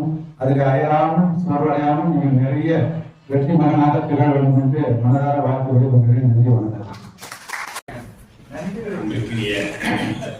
அருமை தலைவர் அவர்களுக்கும் நமது அமர்வுக்கும் எனது அன்பு வணக்கத்தை தெரிவித்துக் கொள்கிறேன். நான் காலேஜுக்குள்ள வாக்கிங் பண்ற போது ஒரு பிளக்ஸை பார்த்து கடந்த நான் ஒரு வாரமாவே பார்த்துட்டு இருக்கேன். அப்ப அக்வதியை சிஎம் பாராட்டு நடத்துறதுக்காக வேண்டி அந்த பிளக்ஸ் வச்சு கீழே இன்னும் போட்டோ போட்டு வாசகம் இருக்கணும். நான் ஏதோ கண்ணேன்னு நினைச்சா இந்த கண்ணேன் தான் அந்த கண்ணேன் உண்மையிலேயே மகிழ்ச்சி, ரொம்ப ரொம்ப மகிழ்ச்சி. அதாவது வித்தியாசமான தலைப்பு, வித்தியாசமான பேச்சு. இந்த பேச்சு எங்களெல்லாம் ஒரு மாறுபட்ட கண்ணோட்டத்தோட ஒரு ஊக்குவிக்கிற மாதிரி ஒரு சூழ்நிலையை உருவாக்கிட்டீங்க. அந்த வகையில் உங்களுக்கு எங்களது நெஞ்சார்ந்த நன்றியை தெரிவித்துக் கொள்கிறேன். அடுத்து வழக்காம சொல்ற வார்த்தை நான் சொல்லாம இருக்க முடியாது. நிறைய பேசணும், அவ்வளவு வச்சிருக்கேன். இந்த மாடு பக்கத்துல உட்காந்துட்டு மழை போட்டு பர்ஃபெக்ட் பிப்ரவரிங்கிறோம். இந்த வருஷத்தை 2026 பிப்ரவரி பர்ஃபெக்ட் பிப்ரவரிங்கிறோம். என்ன காரணம் யாருக்காவது தெரியுமா? சாருக்கு தெரியும். 2015 பிறகு 2026 பிப்ரவரி, அடுத்தது 2037 பிப்ரவரி பர்ஃபெக்ட் பிப்ரவரிங்கிறோம். ஒண்ணு இல்லை, என்ன சிறப்புன்னா சனிக்கிழமை தொடங்கி ஞாயிற்றுக்கிழமையில முடியுது. ஒரு கிழமை 4 நாளைக்கு மேல இந்த வருஷத்துல இந்த மாசத்துல வராது.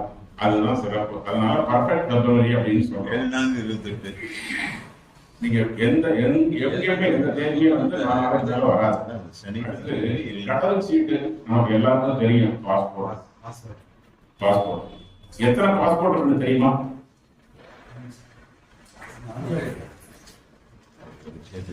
சார் 4ன்றாங்க.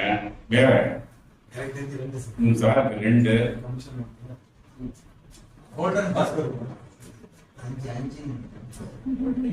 இருக்கிறது 3 passport. Number 1 P personal. P பர்சனல்ங்கிறது நம்ம எல்லாரும் வச்சிருக்கோம் இல்லையா? கருநீல பாஸ்போர்ட். அதுதான் நம்ம எல்லாத்தையும் இருக்கும். அந்த பாஸ்போர்ட் எதுக்கு வேணும்னா நம்ம ஒரு நாட்டுல இருந்து ஒரு நாட்டுக்கு போறதுக்கு, டிராவல், வேலைக்கு, படிப்புக்கு பயன்படுத்தலாம். அடுத்து ஒயிட் கலர்ல இருக்கு ஒரு பாஸ்போர்ட். நான்லாம் பார்த்தது கூட கிடையாது. இது படிச்ச உடனே எனக்கு ஆச்சரியமா இருந்தது. White colour passport. அது என்னன்னா டைப் எஸ் சர்வீஸ் அப்படின்ற அந்த பாஸ்போர்ட்.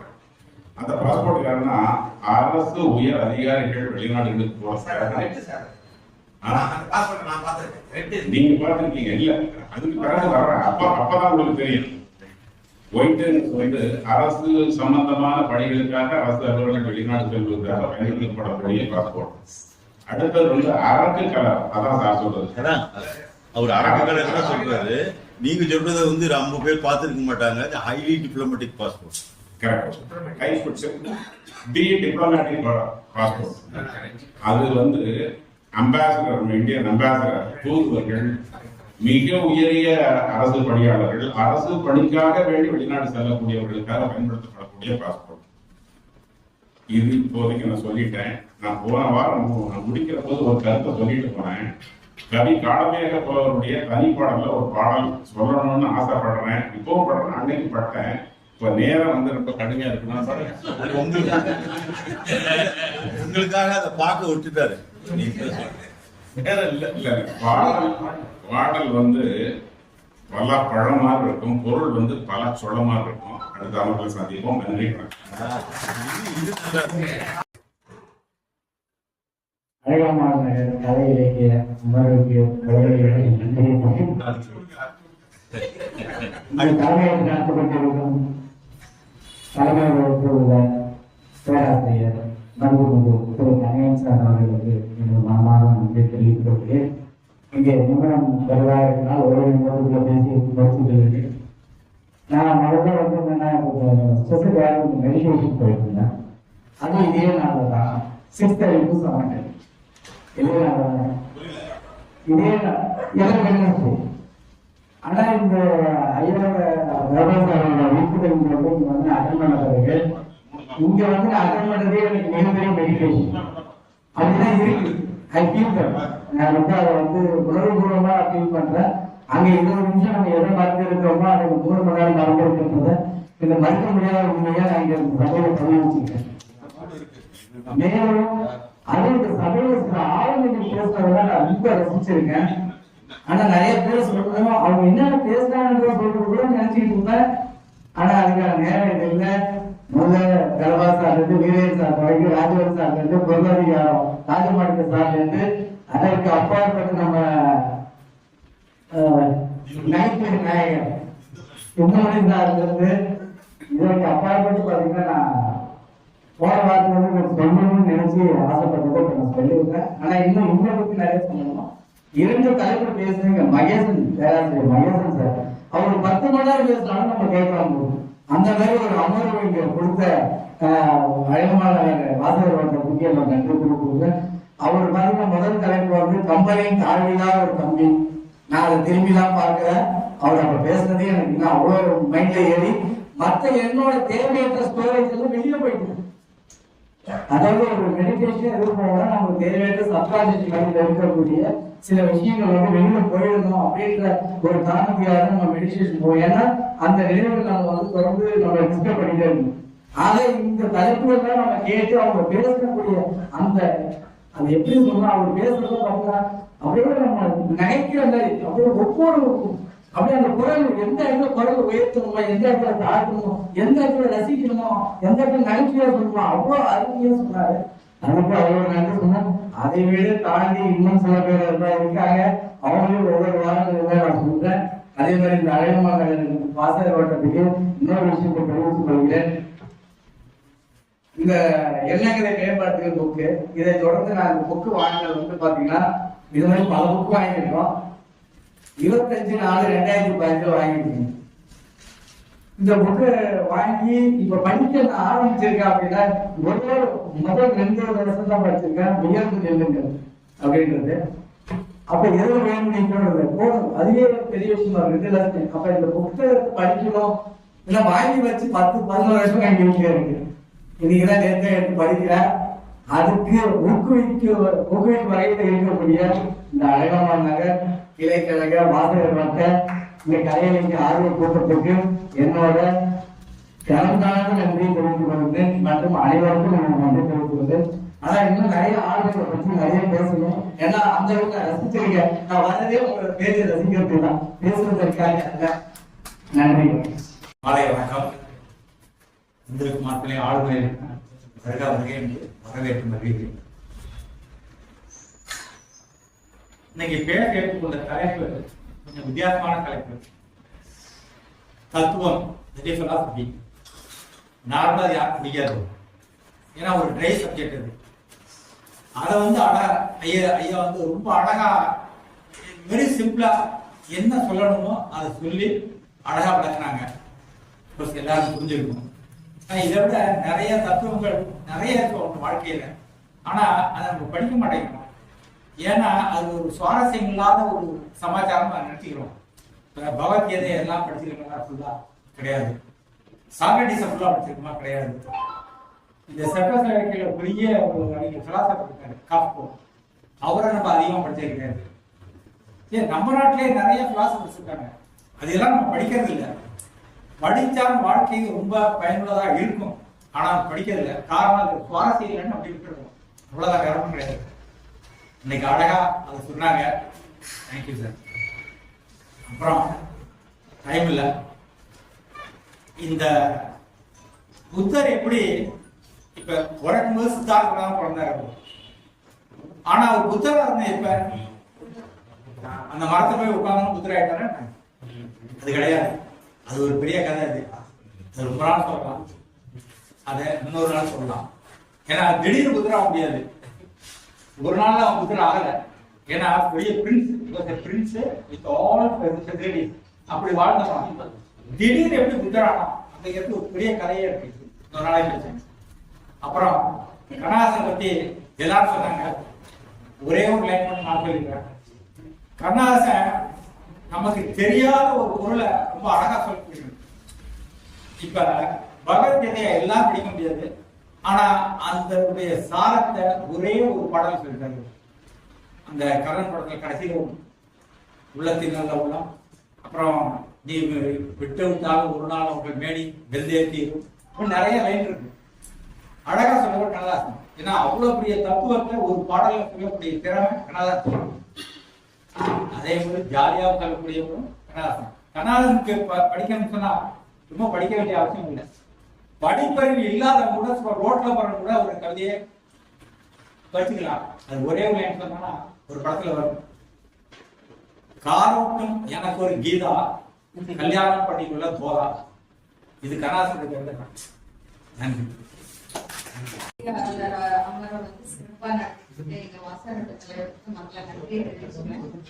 அப்புறம் மாவட்ட மைய நூலகத்துக்கு ஆர்வம் வாங்கி கொடுத்திருக்காரு மாவட்ட மைய நூலக வாசகரோட தலைவர், அவருக்கும் எனது நன்றியை தெரிவிச்சுக்கிறேன்.